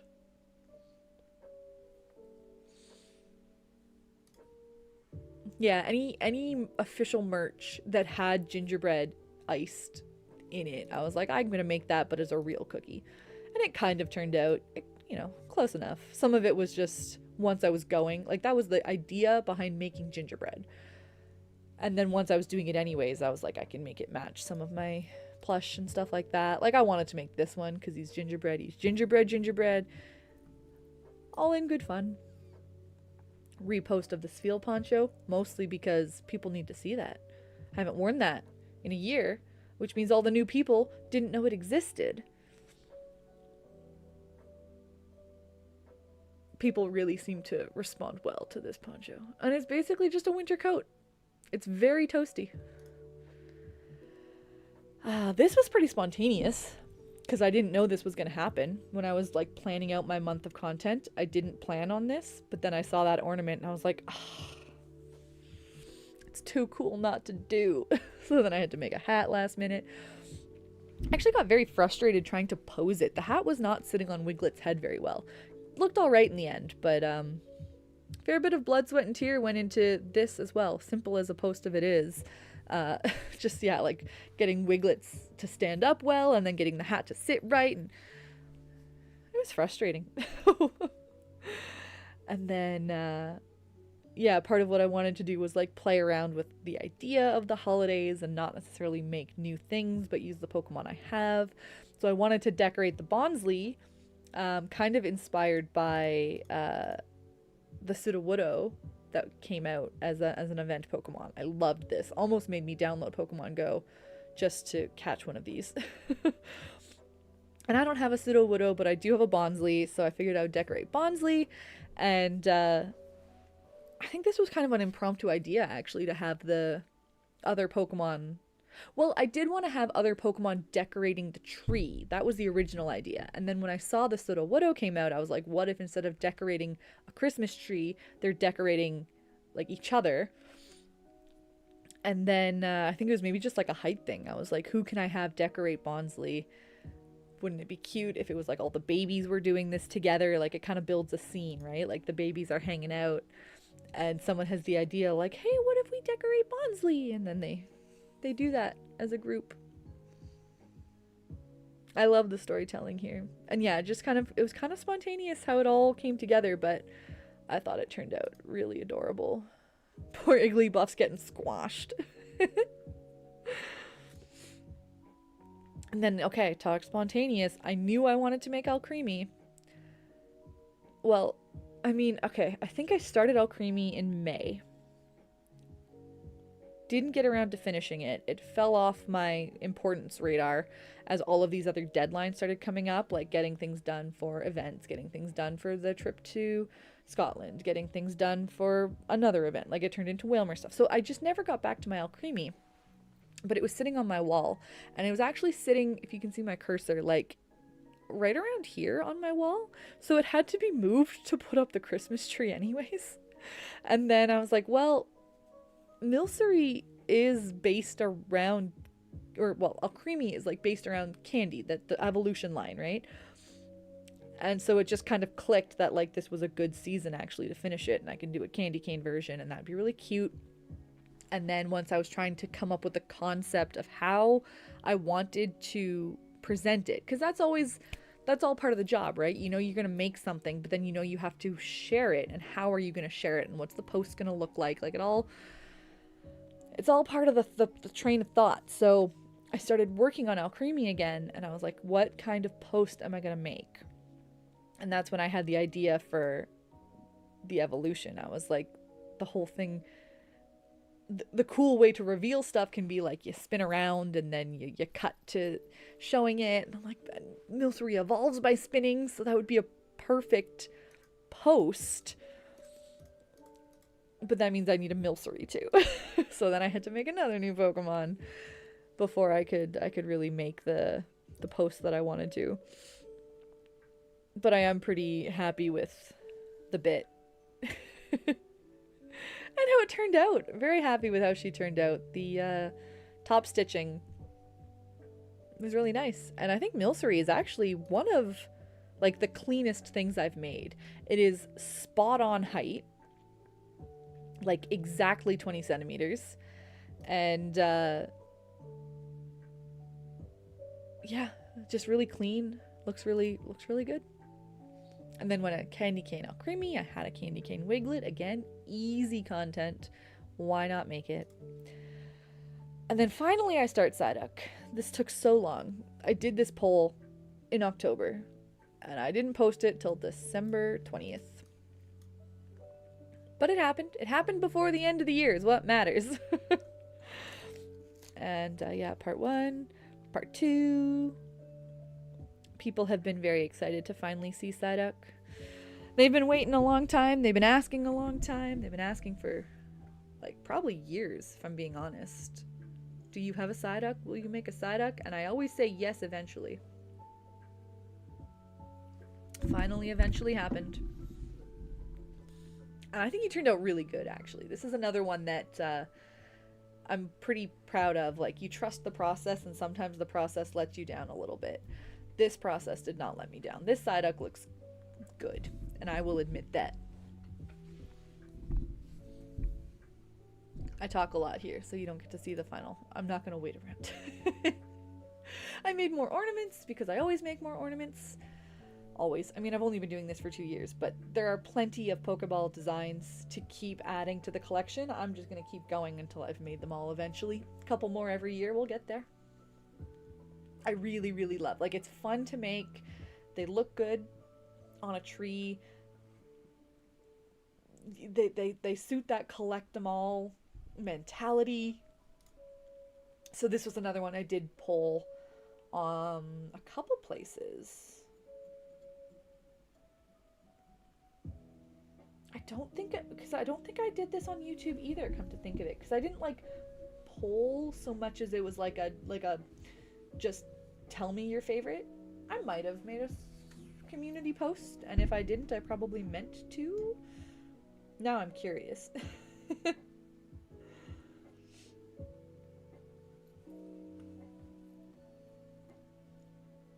Ah.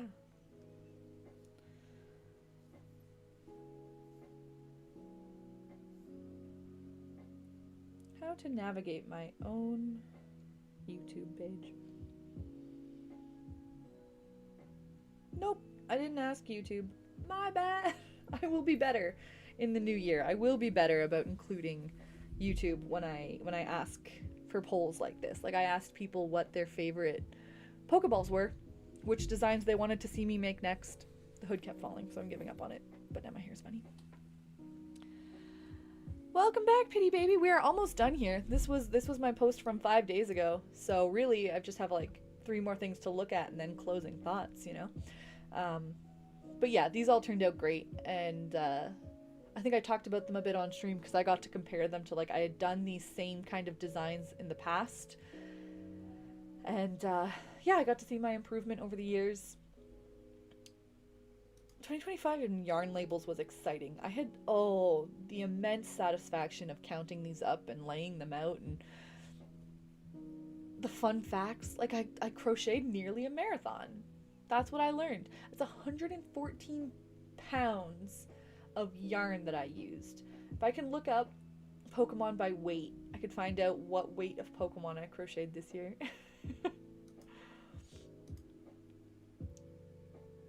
So yeah, there was a lot of people that I saw sharing those kind of like yarn label wrapped last year, and I was like, absolutely, I have to do that. And I'm glad I did, and I'll do it again next year.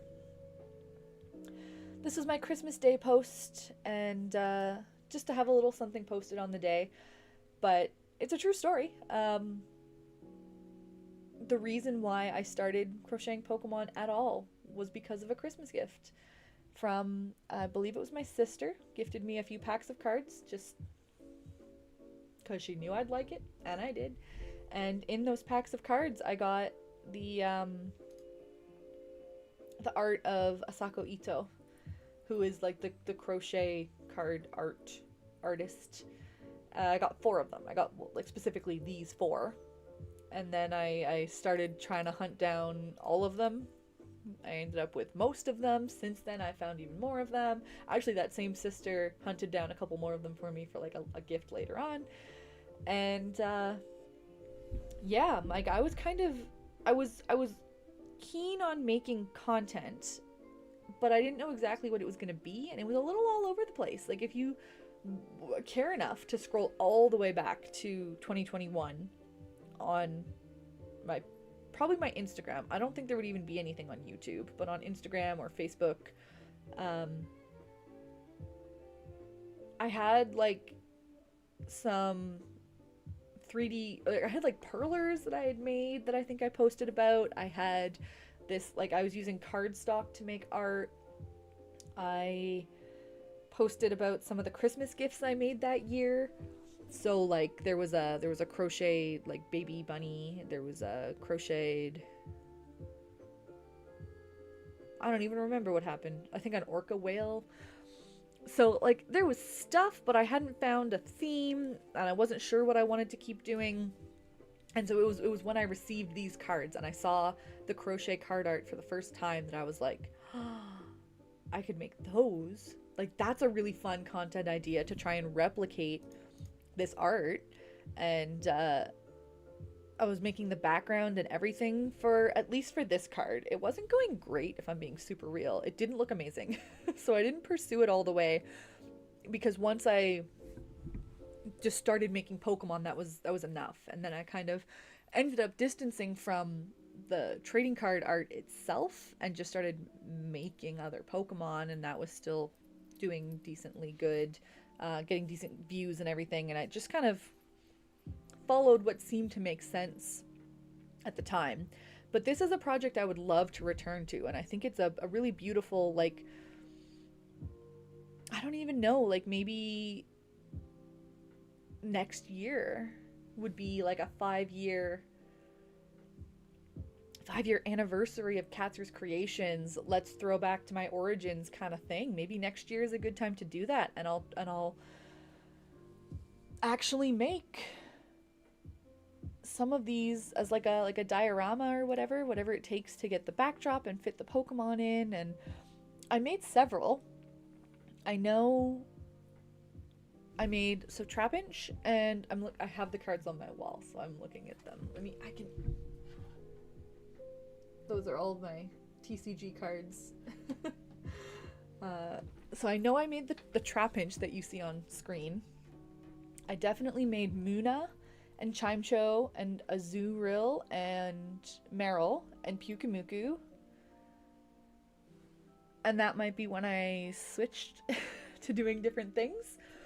But that's a good start. And then I could certainly make more, right? These are using worsted yarn. I would love to know how big they are. I know that at Pokemon Worlds, I believe it was Worlds, not 2025, but 2024, Yukamori set up a bunch of her art on display at Worlds, and it was, I had never been so jealous of anything in my life as all the people who got to meet her and see her art in person. It was like display cases with the actual clay sculptures there in real life. It was so cool that they set that up, and I couldn't even tell you what what I would give, what I would negotiate to get to see Asako Ito's work in real life. If they did something like that, if they had cases where these crochet pieces were set up, oh my god, that's like the ultimate dream in life, to see her work in real life. Because mostly I'm fascinated to know how big they are, right? Like, you don't really know the scale. All we see is that it's a picture, but they could be any size. And I think what I would like to do the next time I attempt to make one of these pieces to replicate it, is I would actually like squint really hard and try and count the stitches to see how well I could replicate the pattern itself, and then just see how big it turned out. And I also don't know if she's working with worsted or lighter. I don't think it's heavier than worsted, but yeah, I really love this art, and I'd be fascinated to play around with it more. I should definitely get back to it someday, and now I've got myself thinking that maybe next year is the time to do it. And then I just put my same yarn stats into reel form. I'll often do a post and a reel, just, I don't know. It depends. I never know which one's going to do better. Depends what mood Instagram is in. YouTube only ever gets the reel form of things, so having reels means I can cross post. And then this is my top 5 biggest. Now, I don't know if anybody here on YouTube actually saw this, because YouTube totally tanked the distribution of this video. It's doing well on Instagram. But yeah, these are the 5 biggest ones I made this year. And I certainly couldn't fit Whalmer in front of the tree, so all I had to do was point and turn the camera around. So if this crosses your feed, comment and save and share and do all the things to actually push it out, because this is so cool. This should be my best performing video of the year, and it's not so far, but okay, cool. At least, Callan, you saw it. I'm glad it's being served to some people. And that's it. That was the last thing I posted. That brings us up to today, because I think I just posted that yesterday or the day before. So That was a lot. That was 3.5 hours worth of stuff to go through. I did a lot this year. And I stuck to my posting schedule. Oh, okay, cool. You did comment. I must have missed it, but I appreciate that. Thank you. Thank you for the support. You're very supportive. I appreciate it. Yeah, I don't even know how many posts that was, but if I averaged like 5 a week, which was the goal, then we probably looked at over 200 things here today. And with that, you know, we've got 3 days left in the year. This is what I'm doing for content today. So no video beside this, but tomorrow, at the very, very beginning of stream, the very first thing we looked at was that at the end of last year, I think it was the 31st in 2024, I made a short about everything I wanted to make in 2025. So tomorrow I post everything that I did make this year. And then on Tuesday I post like in comparison to that short of like everything I said I wanted to make in 2025 and did I make it in 2025. So that'll be cool.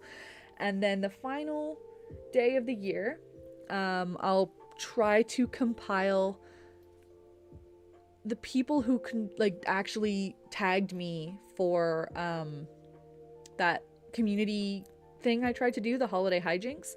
I will try and share a bit of a, what's the word I want?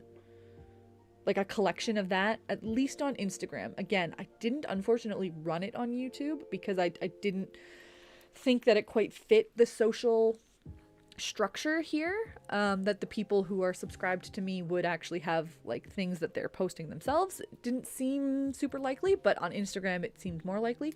So over there will be a highlight for it. If you're on Instagram or Facebook and you want to go follow, you totally should. If you are not on it, I might find a little community post or a way to do a little community post about it here as well.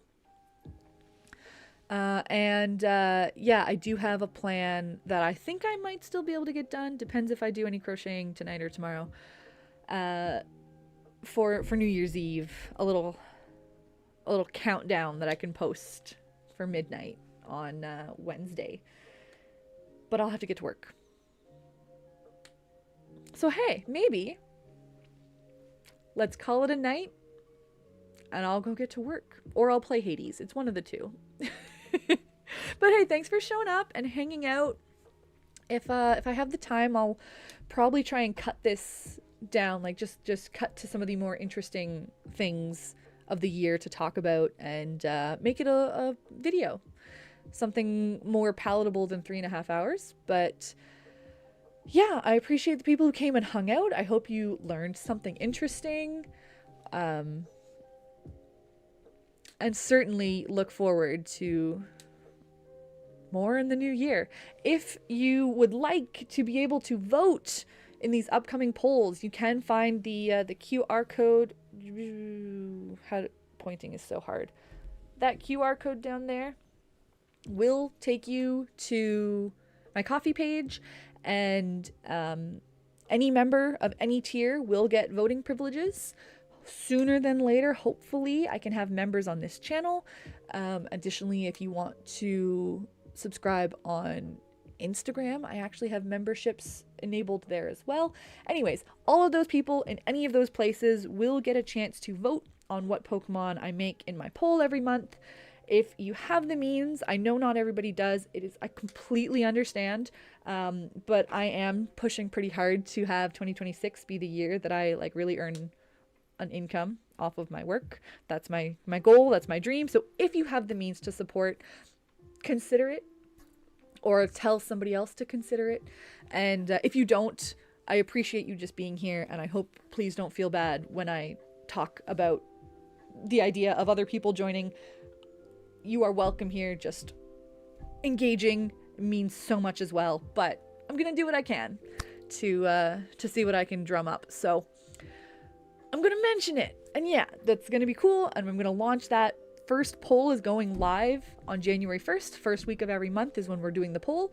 So you've got a few days left, and I'll pitch about it again. But anywho, thank you for being here. Thank you for commenting on the shorts that come across your feed.